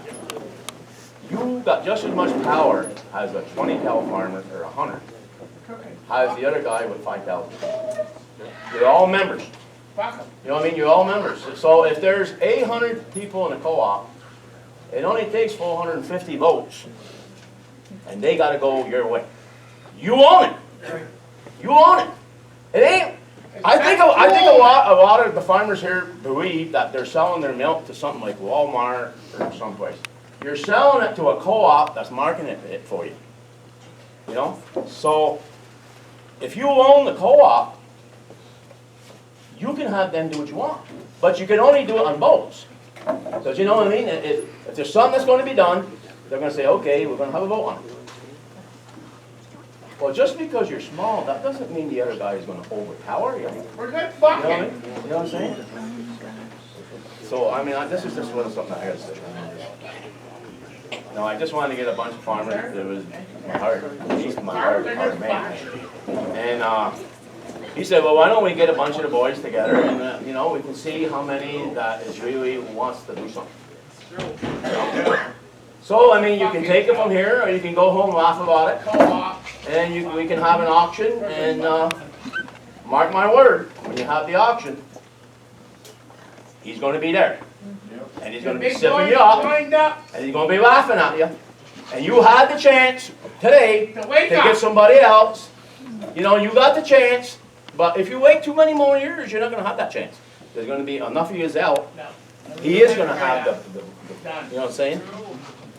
Now, I mean, you know, when you got 3,000 cows or so, I don't think you're putting a guy on a diet to say, well, you got a cap or what you said. Yeah, sure. 3,000 cows, come on. You know, 6 tractor trailers a day. I don't think it's a big deal to say to them, enough. Because really, I think New York State should actually come in the states, because, you know, without the family farms out there, you know what I'm saying? They're the ones that when you go in the valley and you look down, you see the nice family farms. That's what looks nice. They're all going to be gone. And what's going to happen? They're all going to be blown up in the brush. The barn's going to be ripped down. You know, and what are you going to have? What are you going to have when you go through the state? You're going to see all that barn's ripped down. That one's all brush. You know what I mean? That one's just that. This is what's going to be, because all you're going to see is one big, large one, whole bunch of.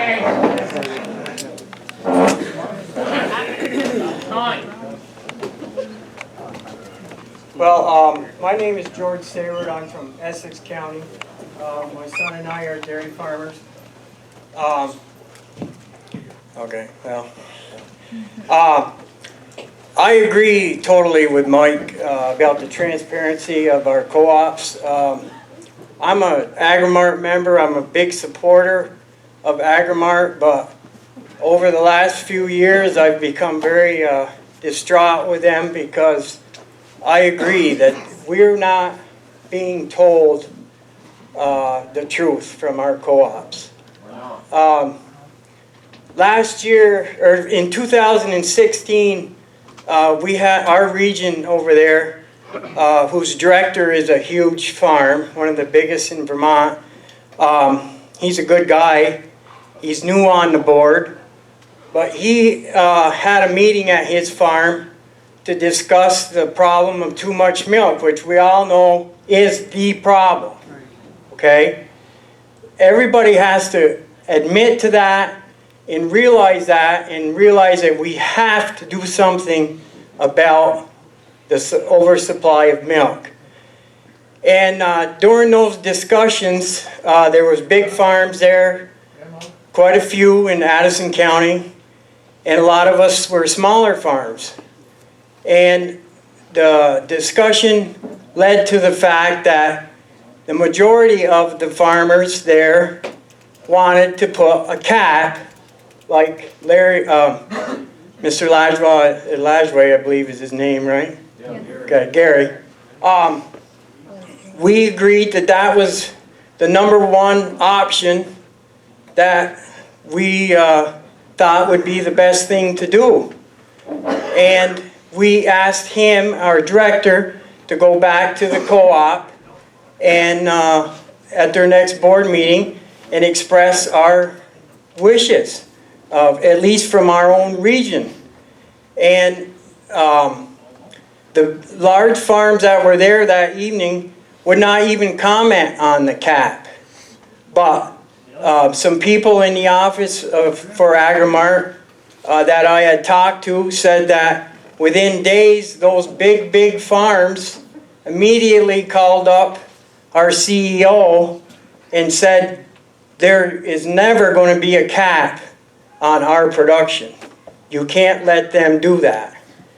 And the board decided to make a huge investment in a processing plant down in West Springfield to make more dry powder. So Gary's exactly right. Every single person that ships milk has one vote.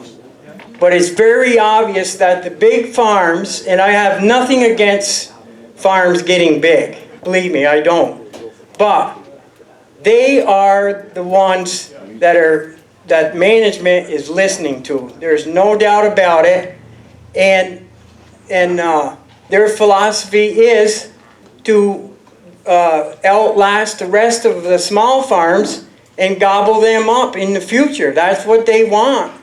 And they can make milk cheaper and everything. And that's why we have to get more involved, like Mike said, with our co-ops, because like Gary said, we have to make the changes ourselves. We cannot count on the government to bail us out or anything like that. We have to get more involved. It boils down to that. If you got young folks on your farm and you want them to have a livelihood in farming, if they want to farm, it's us that have to take action, because we can't depend upon everybody else. And the cap, in my own personal opinion, is the best way to go. But there's one word that you want to put with that cap, and that is a temporary cap. It's not a quota. It's not that you can't grow in the future, but we have to let the supply and demand get in balance. And then when it gets in balance, and we tell our directors and our co-op, open the gates, let people make more milk. But we have to get involved, because what we do and our co-ops do the same thing all the time.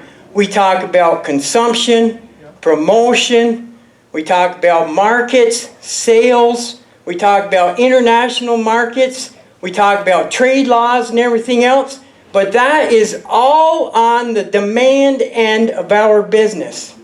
We have absolutely no control over that demand end. If people don't want to buy our products, they're not gonna. The only thing that we do have direct control of is that supply. It's as plain and simple as that. And if we don't start doing something about it, we're all in trouble already. But we have to do something about the future. This downturn, the damage is done. We can't turn it around just like that. But we have to start thinking about the future and the future of our farms in the future of our next generation, or else it's going to be gone, all of it. And like Gary said, there's going to be 2 or 3 just milk factories, and the rest of us are all going to be on the wayside looking in. Dummies. So we have to do it, and like Mike said, it's got to be done through our own co-ops. And that's the thing. Last year, at our management team in Agrimart, we talked about putting a supply control program within our own very own co-op. Not nationwide, not DFA, but Agrimart.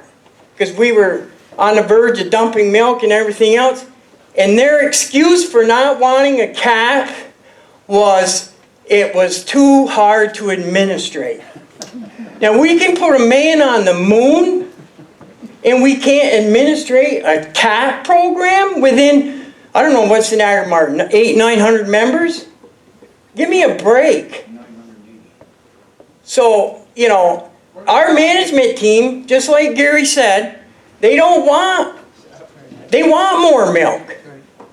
Because how can those people in management make more money for their stockholders, their investors, their banks, makes it look better for them personally, than pay us $16 a hundred or 20? You know damn well it's 16 bucks.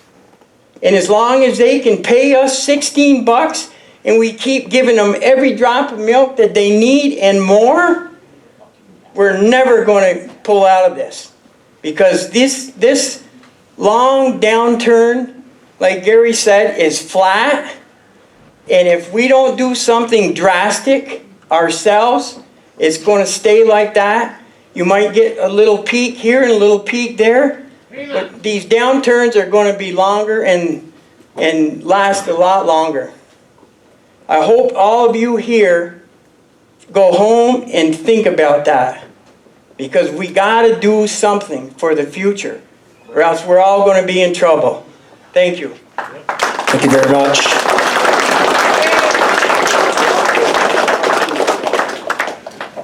Anybody else want to step up here? Kevin? You be quiet over there in the corner.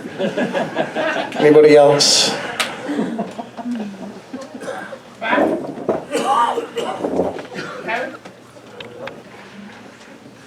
I'm Dan Meyer, over from Fort Covington.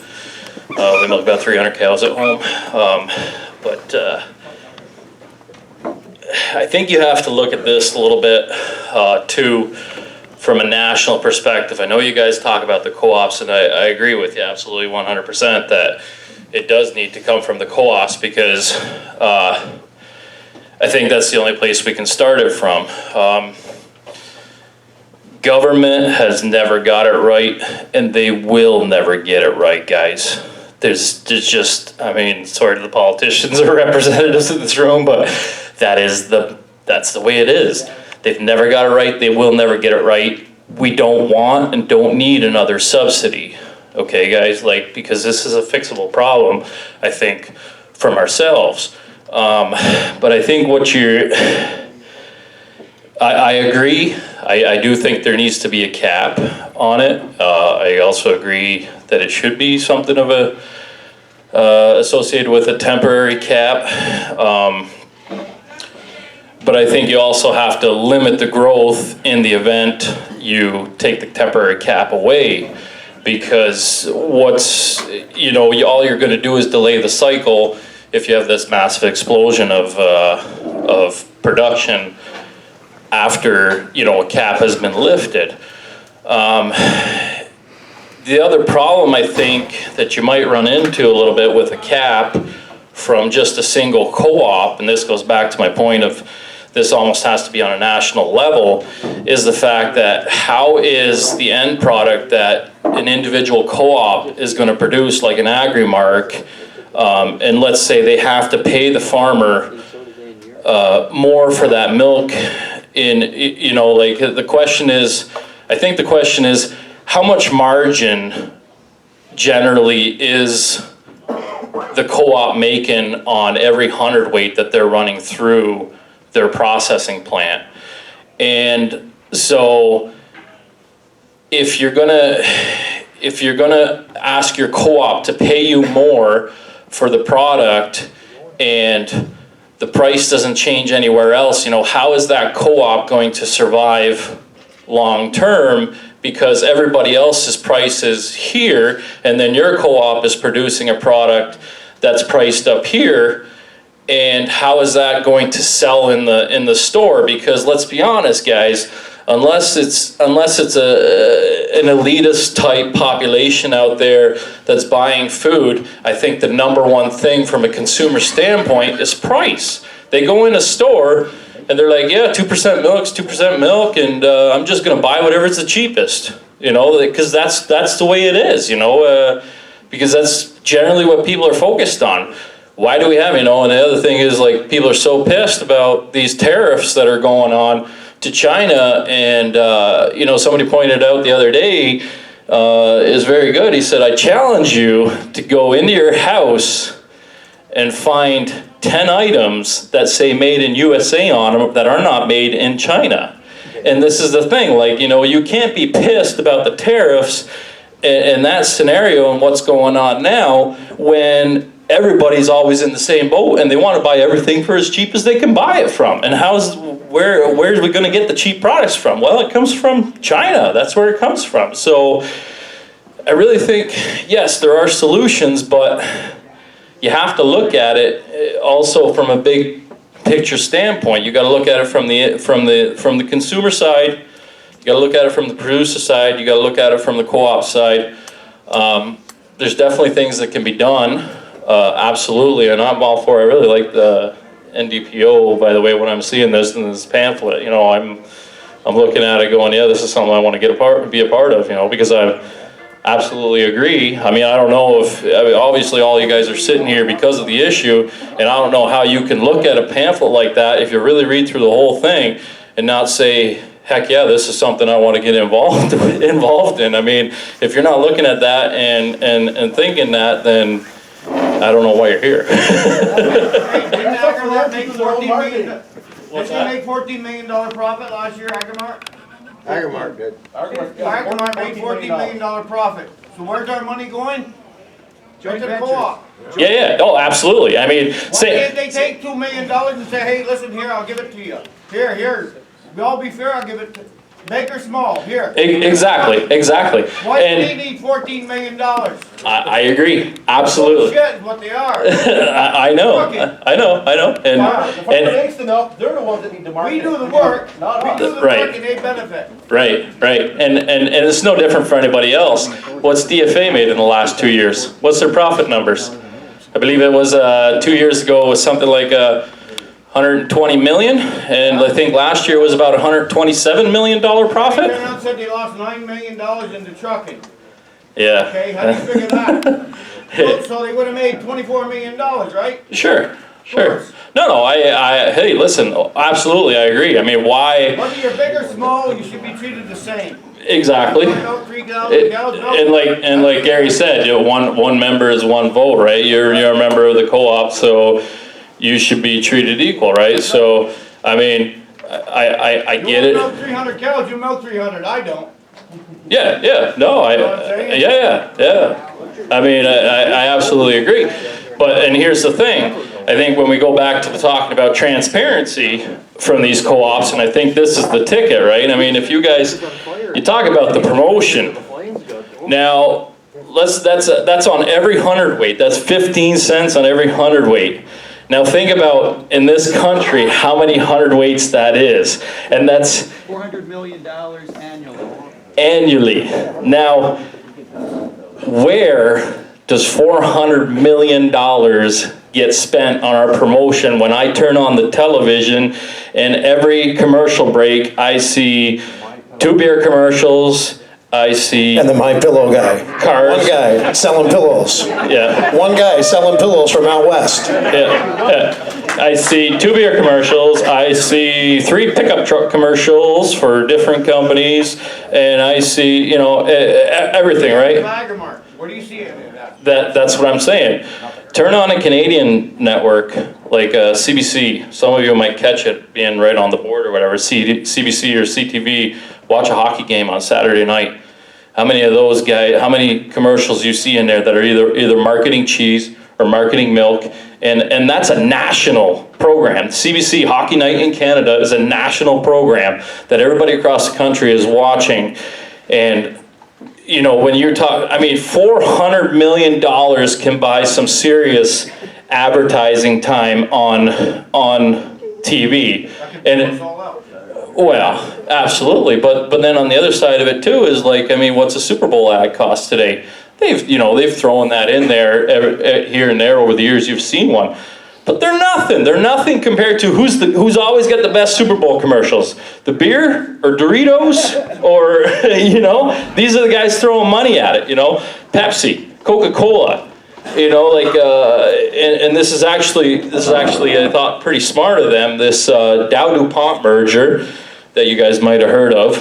And the new company is called Corteva. But Dow-DuPont as a company now is putting a big focus on trying to educate the consumer because people don't know what GMOs are. I'm kind of going off on a tangent here, but I'll bring it back to a point. And because they said we've done a great job of, growing crops and GMOs and everything like that, but we've done a piss poor job of educating the consumer on what actually GMOs are. People don't know what GMOs are other than GMOs are bad, right? So this is the thing. So coming around to my point being that they hired one of the top guys at Coca-Cola USA to now be the leader of Dow-DuPont's division for promoting to the consumer what they are selling, what GMOs are.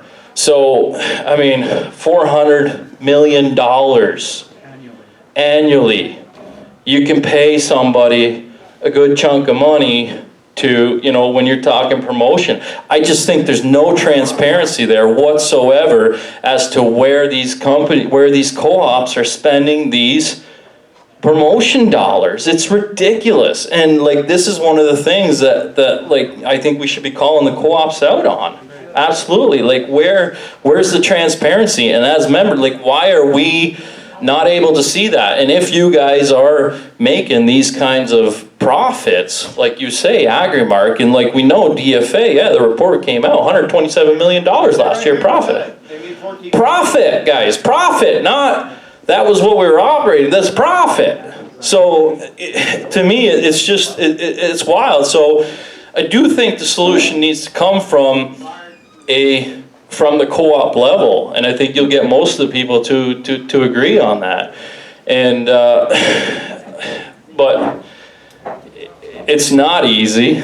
It's not there. I don't think there is a real easy solution to this. But yeah, I mean But we're all here trying to come up with an idea, a solution of some kind. But I'm telling you guys, government's not going to do it. and if we know the problem is oversupply, why do we keep pushing more milk? Yeah, we're the best in the world at what we do, whether it's raising corn, whether it's producing milk per cow, whether whatever it is. Yeah, the American farmer is definitely the best, but why don't we get better at it? And it's kind of I think the one thing that we lack behind big time comparative to every other country in the world is how many times if you turn on the news, and especially if you look at Europe now, for example, a year ago they dropped the quota system in Europe. Now they're all begging to have it back because they did exactly what we're doing. They dropped the quota system and they flooded the market. That's also part of the problem we have is because there's so much powder sitting in Europe, so there's so much supply sitting on the world. The other thing that kind of hurts us a little bit, but I think it goes back to what he was saying there before on the 4 cents, helping to get rid of some of that product that we have sitting in the warehouse. But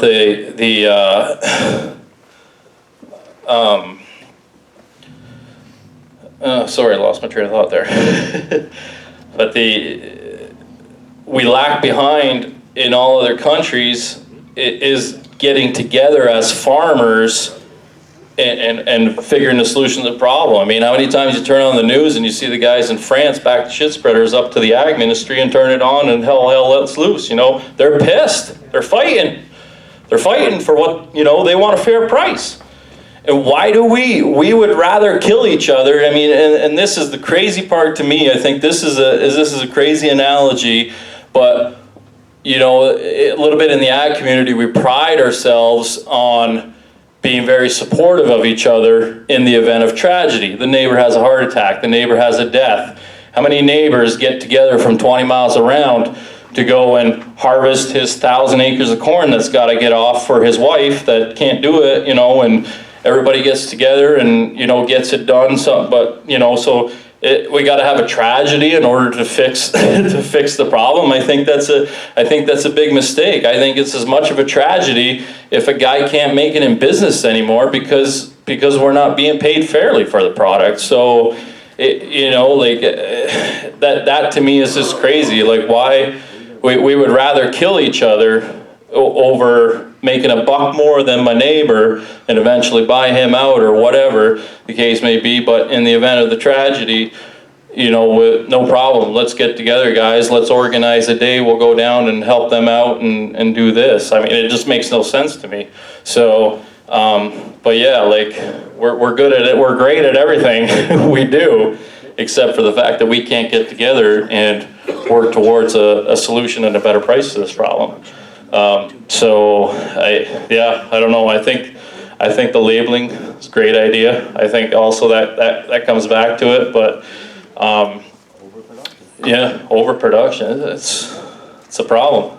It's a problem, and it's really under control, you know. And I don't think we need to dump milk, you know. But I do think we need a cap system of some kind, and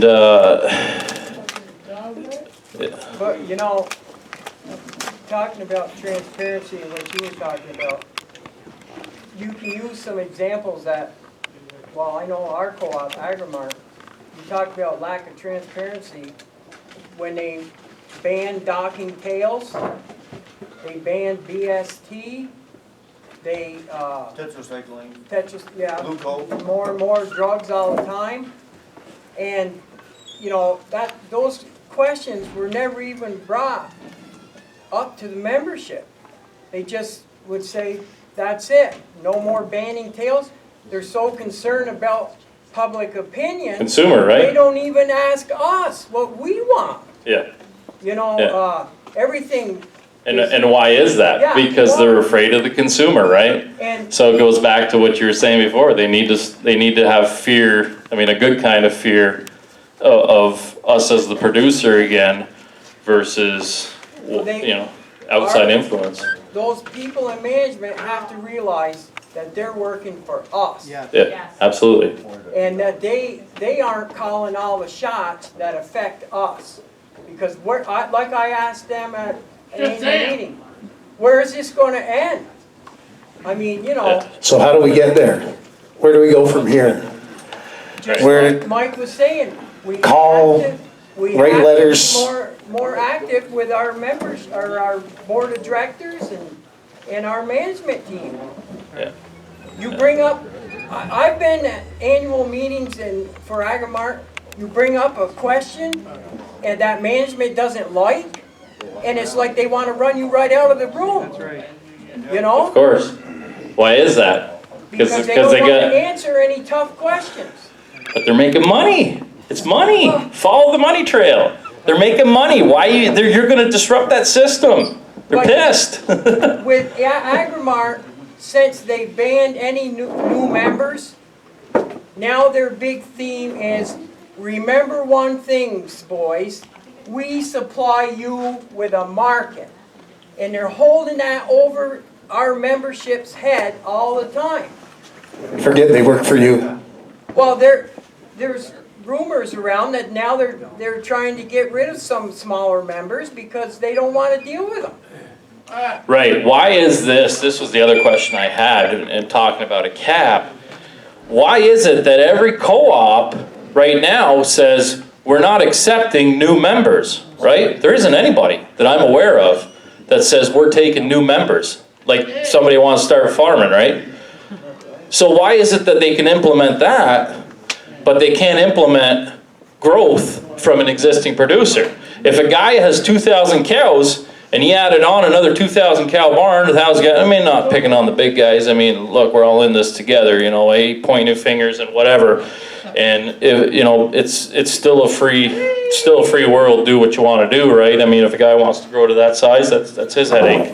But the point being, if they're going to cap number of producers, membership, why can't they also cap production? Why can't they say no more from a guy that's an existing producer unless we have a market for that milk? And then even more so, okay, if they don't want to implement a cap, I mean, what about paying a lesser price for increased production of like an average over the last 5 years? So if a guy has averaged a certain amount of production over the last 5 years, and you know, and I think maybe, okay, if they don't want to go for a cap, then I think you have to implement some kind of a growth rate cap, possibly, to alleviate the situation a little bit. And that being, you base it on, this kind of goes back to, you know, some of you guys probably heard about this, what Gillibrand proposed in the Senate for a floor price, $23. Number one, it's way too high. Number two, it's got absolutely no legs under it. And number three, it's not going to work. It's not going to work because we're not doing anything to limit the growth. It's just going to compound our problem even more. And it's a subsidy. I don't want a subsidy. It's not. You're compounding the problem. There's like, yeah, I hate to say it, but she just did it for some support that she's fighting for us. But I don't, you know, but it wouldn't work, because unless at the same time you limit growth rate, it's just, you know, and then at the, okay, let's say you want to follow that model a little bit. I think it needs to be like, okay, we will pay you, like they're talking about paying them the difference from the floor price of 23 to whatever they're going to pay 45% of the difference to, let's say today is 14, so it comes out to roughly 450 a hundredweight. You know, if you look at what the price floor is that they're proposing, and but I think you have to do it like, okay, we will pay you that difference, the margin difference, on like 80% of your past 5 years of production, like your average production over the last 5 years on 80%, and no more. You are not allowed to, on top of that, grow anymore, because it's just for some guys, this is just going to be a ticket to ramp it up, guys. More. That's all it's going to do. And a subsidy at this point, I think, even like you say, you know, we're in this price level now. I think a subsidy at this point also only is going to add insult to injury, because for some guys, it's going to be a little bit, and it's going to drag them on a little bit longer. It's not going to be enough to get us out of the hole we're in. And then on the other side, it's just going to be a ticket for the guys that are big to go, hey, we're going to have some more here, and you know, things are going to turn around, and it's just going to give them more incentive. So unless there's a cap or a growth limitation attached to that, it isn't going to solve a damn thing. So it's a lot of pieces turning here, and you know. So, but I don't know. But I think it needs to. We are, keep in mind, New York as a whole, we are number 3 in the country as far as milk production goes. So I think if you would have somebody like a New York step up and you know, say, you know, start a cap or whatever the case may be, you know, that people are going to pay attention. I mean, Wisconsin, just last month, they had meetings throughout the state that they were exploring. They actually had members of the board of the Ontario Milk Marketing Board in Canada, the quota system. They had them come down, they hosted them, and they talked about what is supply management, how does it work, and is it something we could implement here? So, you know, this is, I think, on a national basis that, you know, people are paying attention, people are trying to find a solution. But, you know, I do think, you know, we can't just, it's such a hard thing to solve, but I do think it needs to come from either a national level, a co-op level, something, because you can't just have these guys here do it, these guys here don't. Because unless you limit things, it's going to give a ticket for other guys to compound the problem, and it may just be a patch for other guys in other areas. So. Thank you, Danny. We are going to continue the discussion in a few minutes, but we do have some, our vendors were really supportive today, and we had some extra money lying around. So we basically went back around to those vendors and bought some gift certificates and such to those that that supported us. So the blue tickets that were you were handed at the door, we want to draw them now because we know some people have to get heading for chores. We are definitely going to continue the discussion for anybody that wants to hang around. Well, look, that'll be our look at the Dairy Farmers of the North Country meeting here at the Rainbow Wedding and Banquet Facility on this April 4th, 2018. Unfortunately, it's going to require a lot of editing on our part. We had one particular gentleman, I'll call him a gentleman, in the audience who didn't have much to offer except a lot of curse words while the other people were talking, so it's going to require an awful lot of work on my part to get this presentable. But we're here, and I hope it shows that there is a problem. I don't think we saw too much consensus building today, unfortunately. But something has to be done as more and more farmers are going out of business on a daily basis. So thanks for watching and supporting Hometown Cable, viewer-supported local television that we think is worthy of your support.